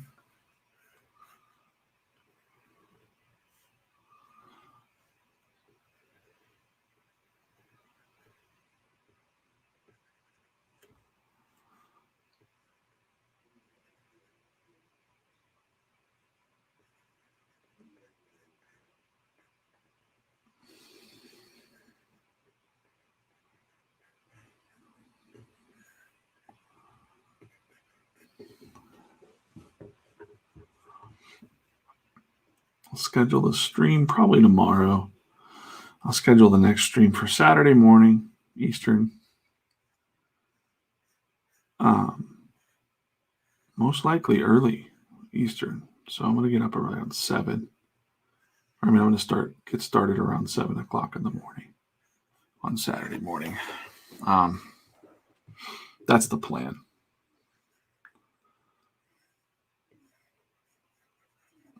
Yeah. Black this out. Black that out.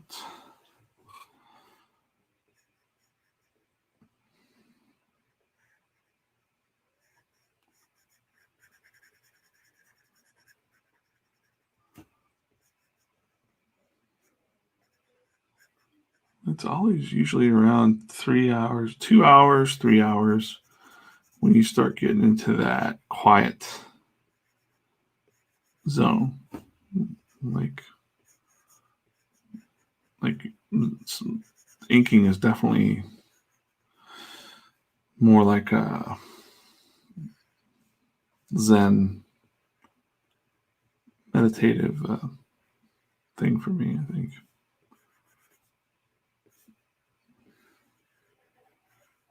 I do a lot of like reflecting, thinking about the art, but also just kind of reflecting on stories and stuff that come. So this is the good time. This is the story time. You never know what kind of story is going to come up here. I don't really have anything planned, but Jay McLeod stopped by. So I thought maybe I'll talk a little bit about my memories of, webcomics and a fun comic memory about SPX. That's a good one. The SPX comic show in Maryland. It's one of my favorite little indie shows. And we all decided to go there one year and get a table for pvcomics.com. And PV Comics was like an all-star. Well, not an all-star. It was pretty much just friends from the Blambot forum. So we all knew Blambot, Nate Pecos for years. And I don't know, we all just kind of knew each other from online and comics and messing around with Nate's fonts before Nate was, super duper famous guy. And we had a little group that we put together little collective called PV Comics. And Jay had a comic. Oh, and yeah, here he is. He's still listening. All right. This is going to be a good story then. So I drank so much that weekend. Me too.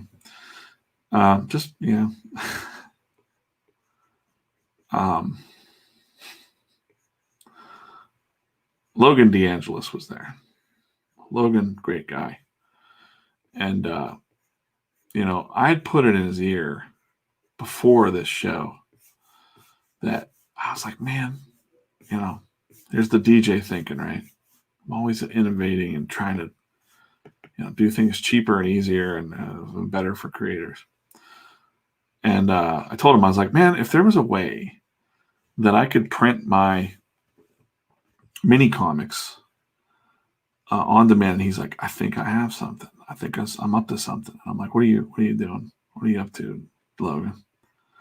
And he's like, well, I'm going to launch this thing called Comic Express. And I said, awesome. And it's like a print on demand,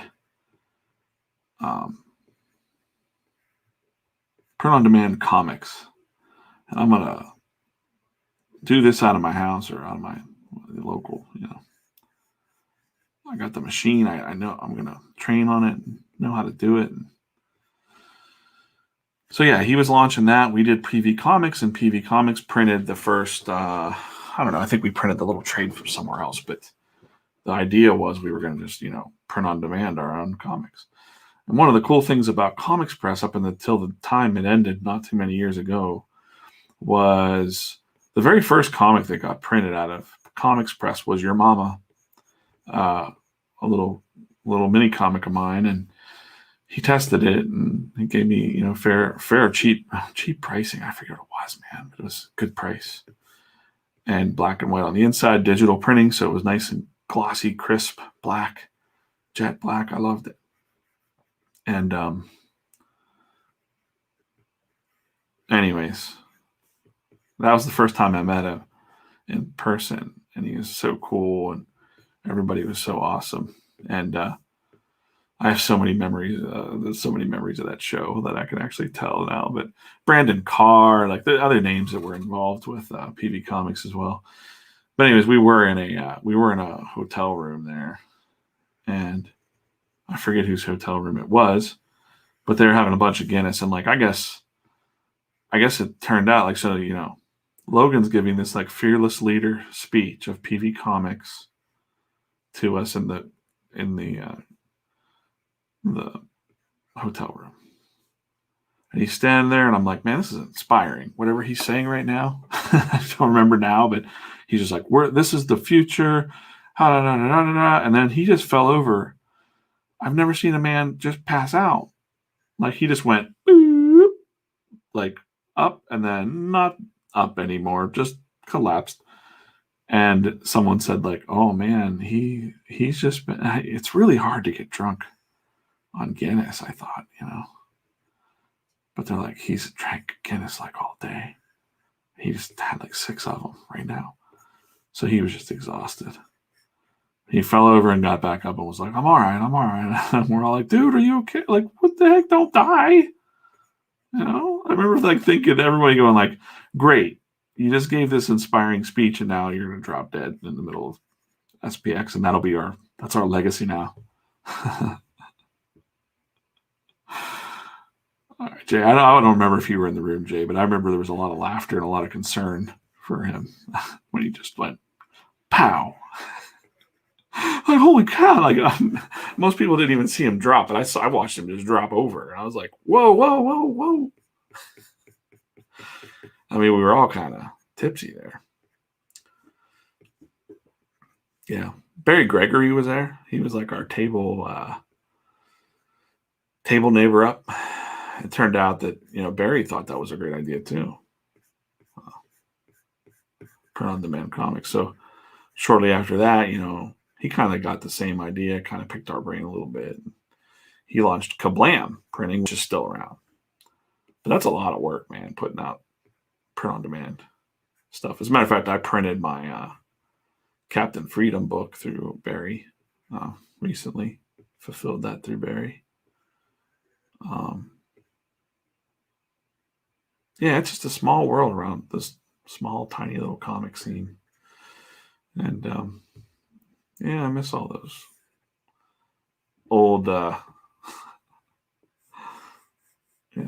energy of that time was interesting because everything on the internet felt new, let's say. So webcomics even felt like, this is different. This feels different, guys. And, I don't know what year it was, 2003, 2004. But there was this energy online that just felt like this is something different. We're all pioneers. And I'd been around in webcomics for, since 98 or something. But we all felt like, wow, this is something different. And then the rest of the world, 2003 to 2004. The rest of the world in comics all saw webcomics as kind of like, meh, this ain't real. If you can't afford to get your comic in Diamond, and I already talked about this before, how the comic industry was, or if you couldn't get listed in Diamond, you weren't a real comic book. You were just a bunch of amateurs fucking around on the internet. And that's, we were just fucking around the internet. It was a lot of fun. And it was just hard to keep up on a collective, and everyone had schedules and everybody's not making money, and you got life. So the same old story. No one wants to commit to drawing something, unless you're really commit to a group that you're not making any money as a publishing thing, and it's just tough to keep up on because we all got to work and feed families and do things. Oh, that's looking pretty rad. I mean, that's looking a little evil there. I'm sorry, Dylan. This character, Dylan, not my son.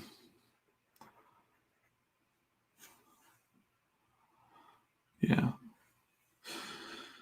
Yeah, that was an interesting time. Brandon Carr and I joke to this day about sharing a coffee because we drank off the same cup, and it was just like wet. And he's like, "It's like we kissed," and I'm like, "Oh, how romantic, Brandon." Yeah. We would like draw notes to each other, like heart shapes on the cups and stuff after that. I'm like, I love you. Let's see here. Oh, thank you, Jay. That's nice. I don't know if it's my passion or what they say about, oh, Dylan got wrecked. Well, there's Dylan. Dylan got wrecked. Yeah, Dylan, he got wrecked. He should have stayed away from that. Robot head. The guy tried to warn him, and he was like, I'm going to go after that. So, yeah. Don't worry, Dylan. It's not you, though. It's this character. So Logan ended up getting ordained and marrying you and your wife. Wow. That's awesome. I don't know if he was ordained back then, because I think we were joking about that, but I was already married at the time.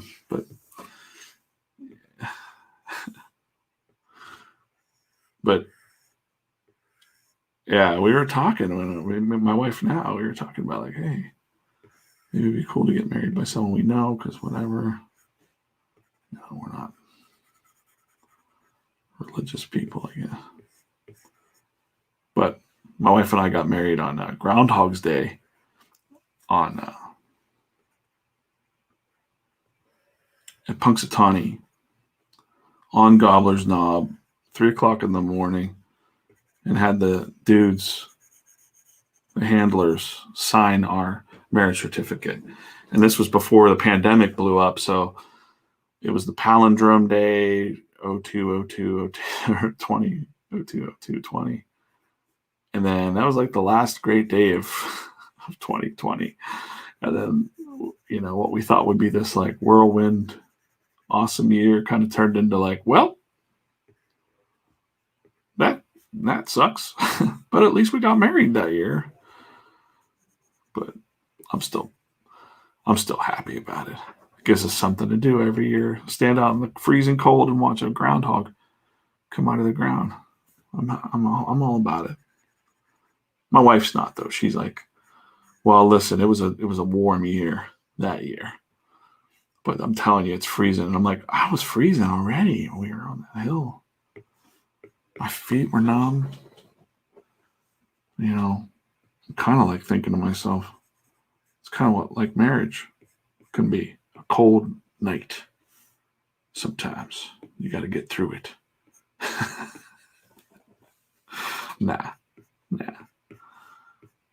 But yeah, I'm going to, every year, if she doesn't really want to go, I wouldn't make her, but she knows I'm sad because I really enjoy going to the Punxsutawney and watching the groundhog predict the weather. Those people are awesome up there. I kind of want to move there, to be honest, and she won't let me either.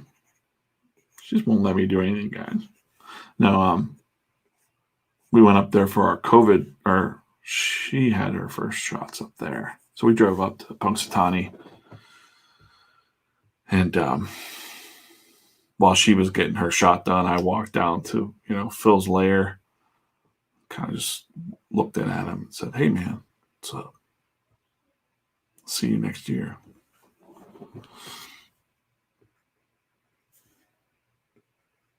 Yeah. That's something. And our names will be up there on the bricks on the stage. It says like Alicia and DJ married here 020220. And, we got to keep putting that out there right now. So my great grandkids, if grandpa's dead, just go up there. You'll see my brick. It's in the stage of the groundhog thing. And that groundhog's immortal, so it'll still be it'll still be the same groundhog, but grandpa's dead. So, but there's my brick. Yeah.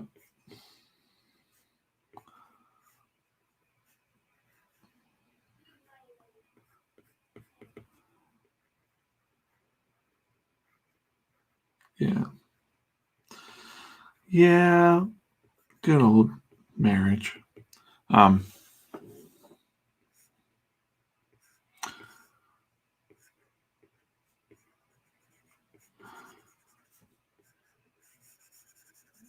Yeah, my wife and I worked on a book briefly, and I won't talk about it too much because I don't want to jinx anything, but Godchild, and had a lot of history there.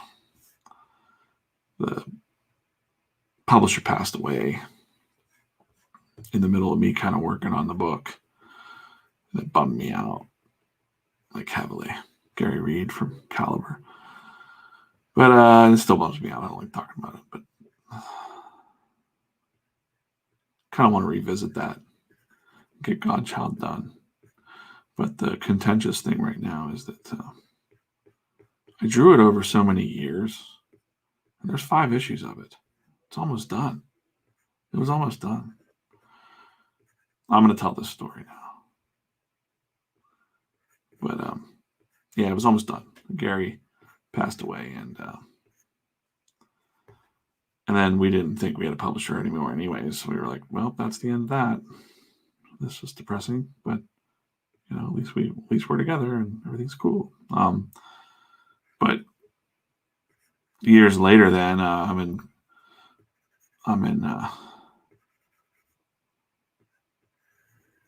okay, yeah. Years later, I'm in Germany for a trip, and we had started getting these like messages from like, I don't know, Hollywood people or something. People that said they were Hollywood people, mostly full of shit. And there were some other companies that were interested. Hey, do you have the rights to this? Blah, blah, blah. I'm like, well, I don't know. We had a contract with Caliber. Now the guy's dead, and I don't know who runs it. I don't know if it's his wife, or I don't want to bother her. So we just said, yeah, we'll take, we'll talk to you, Hollywood people.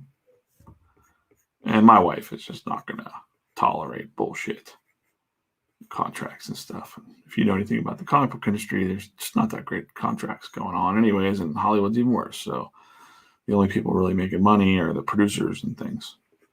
The last people to make money usually are the creators.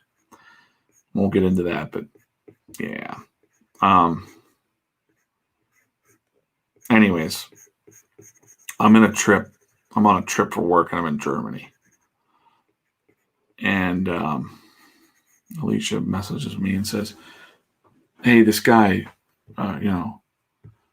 from Caliber is here. I forget his name. I think his name is Eric. And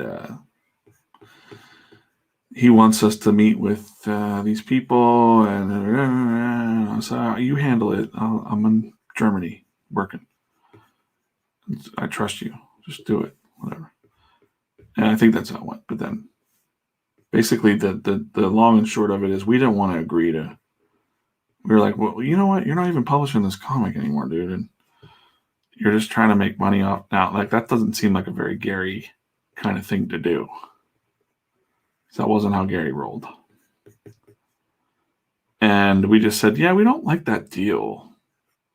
I don't think we're good with it. We just don't want to do it. And he was like, and this just pissed me off to no end. Because at first I was just like, okay, I might deal with this guy. I don't know who he is. I'll give him the benefit of the doubt. But he then said something to us, and I got the email somewhere. Wow. He said, "Who do you guys think you are, Frank Miller?" And I was like, "What the fuck is what? Like, you can't demand things like this." Yep, right? Like bitching at us like we're trying to be these. We're just expecting a fair. We don't want to give away our thing for nothing. All we were asking for, I believe, my wife, if she was here right now, but she's going to correct me. All we were asking for was the right to refuse anything, or hey, can we just review some stuff? Like no, that's not how Hollywood works, guys. You don't know what you're talking about. These producers are going to take things from you and shop them around. All right. So we're going to do a shopper's agreement, and they're going to pay you like $1 or something to shop this thing. And this guy's okay. As I'm talking here, this guy's legs way too long. It's like it's falling off, guys. So yeah, I just was like, all right, fuck that guy. Fuck you, Eric. From I think I sent him a nasty email back. I kind of feel like I did. I was just like, no, I'll let the contract run out. And I don't wish to do business with you anymore. We'll get our rights back and we'll handle it ourselves. So we did. Because the rights were almost up again. It had almost been 5 years. That was the contract. I didn't want to get in proverbial bed with this jerk off, And then I look at these people are acting like they know what's up. And they ain't got nothing made. Come on now. He didn't do anything. Gary, on the other hand, did some things, and he had some stuff going on. But this fella, he didn't know what he's doing. I still see Caliber kicking around. I'm sorry, Caliber. You're not Caliber Comics anymore. You lost that spirit. I shouldn't even be talking like this, but I don't care. I ain't got no horse in this game anymore. I'm just telling you, man. There's a lot of weird snakes in the grass and around comics, the entertainment industry. Not good people. The wrong intentions. But you can't let somebody shit on you like that and say, "Who do you think you are? Frank Miller?" No.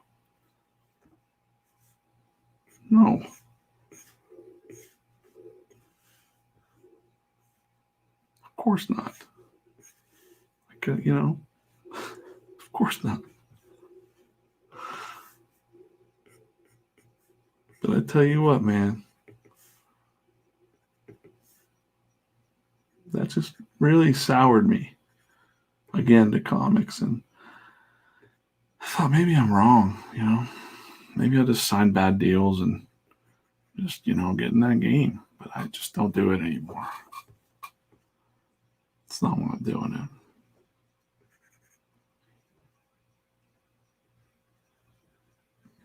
Because you don't need any of them. That's the truth. You don't need it. You don't need any of that shit. Don't sign bad deals, man. Just draw comics for yourself and don't worry about money. Don't worry about someone paying you. Learn to draw this robot face as best you can. Learn to draw Dylan getting wrecked.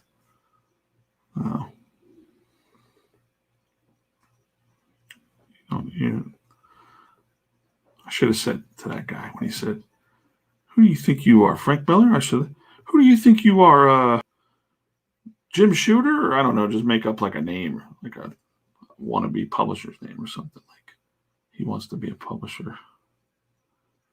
I don't know. I didn't think this was going to go this way.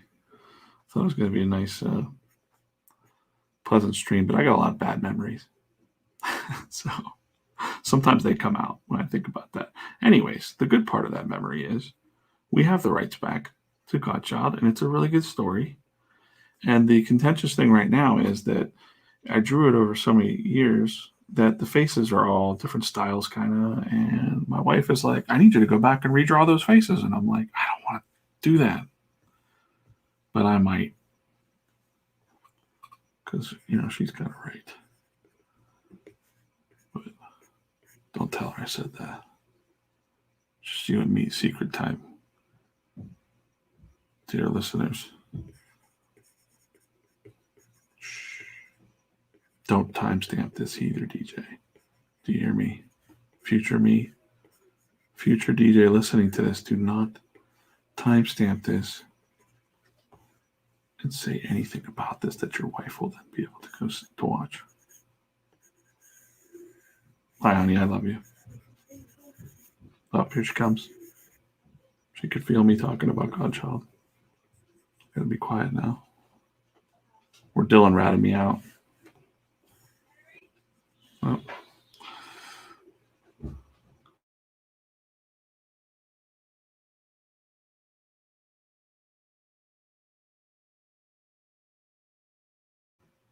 Well, that was an unexpected story. I did not mean to go to a negative place. It was actually a good, I don't know. I really wish, you always wish that bad things didn't happen, right? Gary Reed was a good man and good guy, and I like that dude. He was a good guy. And I like this spirit, and I guess, there's some other comic book people out there keeping that alive, that spirit of independence, up there in Michigan or wherever. I think in Michigan, right? Yeah. Gary Reed. You got the Source Point Press guys up there killing it with all kinds of stuff. All right, Dylan. Thanks.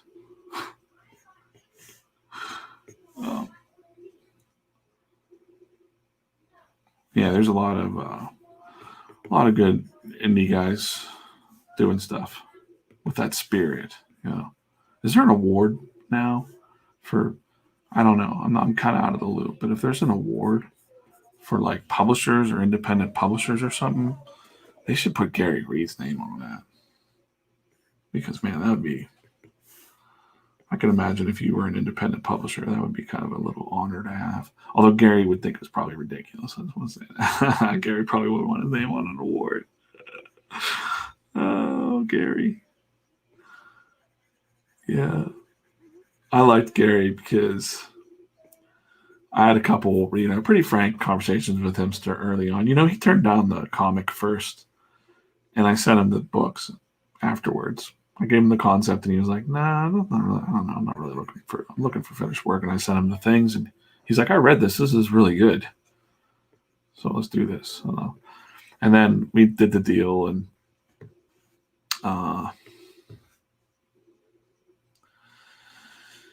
then I got a call from him one time. He's like, "Hey, listen, I don't usually talk about stuff before it happens, but there is some interest in this Godchild thing, and I'm not gonna. I just want you to be aware," because he was trying to encourage me, like, "Let's get going with this book. I think let's get the book out. Focus on that." And I was like, "Nah, man, I get it. He's like, "I don't want you to get your hopes up. I don't like doing this. I don't like talking about it." And I'm like, "Yeah, I get it. I've been there, done that. Comic books." So I kind of had an interesting, I had a unique view on it. I wasn't like a starry-eyed, "Oh my goodness, it's a Hollywood's coming calling for us, guys. Woohoo." I was more like, jaded a little bit. Like, yeah, Hollywood. Great. But he had some cool things in the works there. And, he just wanted people to make good comics.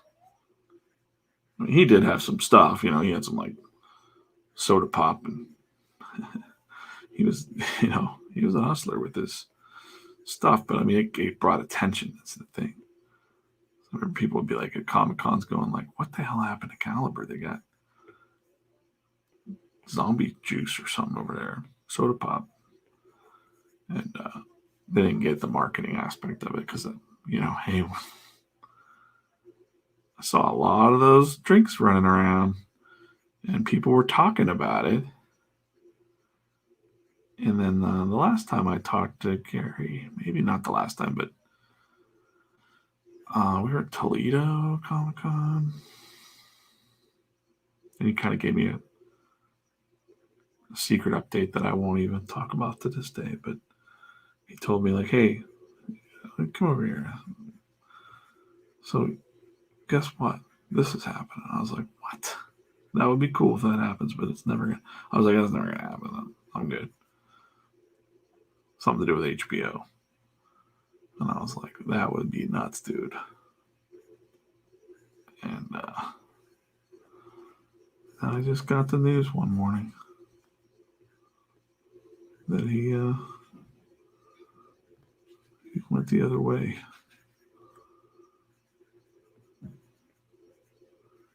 I was like, shit. Didn't think I'd be talking about this. But, yeah. It's sad, man. Good dude. I like that guy.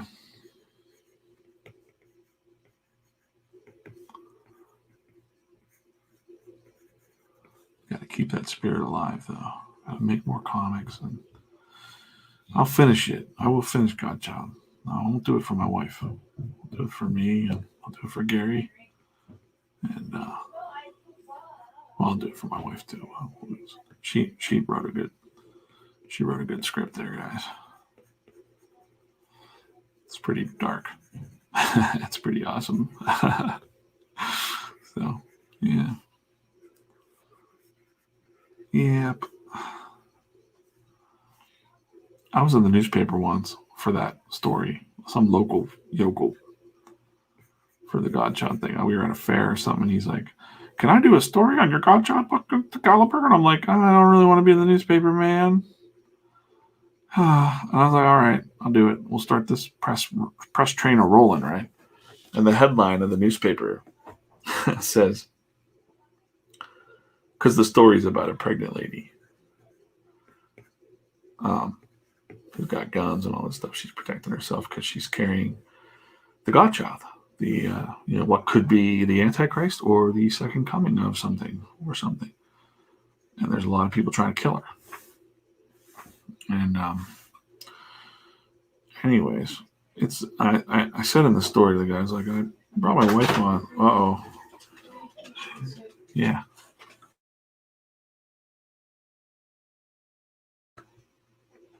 Anyways, yeah. I brought my wife on to write that from a perspective, because I'm not a guy that's ever been pregnant. So, but the headline of the newspaper article said, DJ Kaufman gets in touch with his feminine side. And I'm like, man, this writer, what the F? Like, I'm like, you took the one thing that's what you heard? And it was just a hard pitch, that whole storyline. You can't talk about it in the press locally or at comic show. Anything like that. All right, I'm going to finish up this robot head here. It's 10:36. And we'll call this a stream, I think. What do you think? Then, Saturday, maybe we'll color this up and color that other page up. Do a little bit more deep work on Saturday at 7 a.m. Eastern. Bright and early. And if I start late, it's because I probably had to cut my grass. I can't cut my grass at 7 a.m. My neighbors will hate me.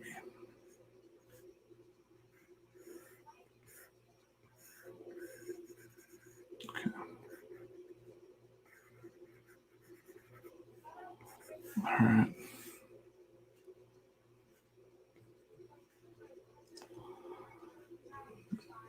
Okay, that's pretty good.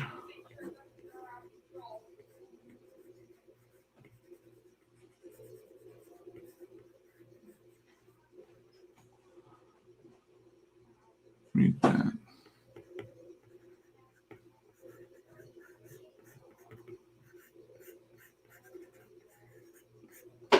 All right.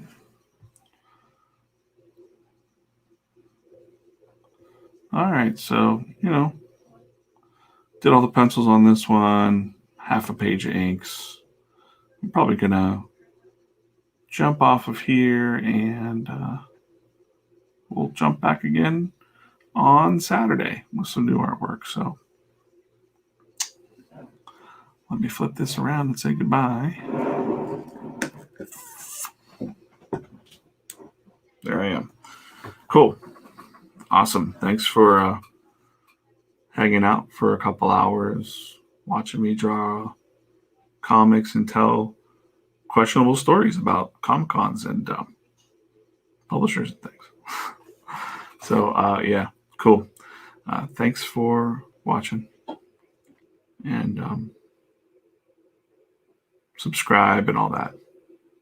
Smash the like buttons and whatever people do on the YouTube, I guess.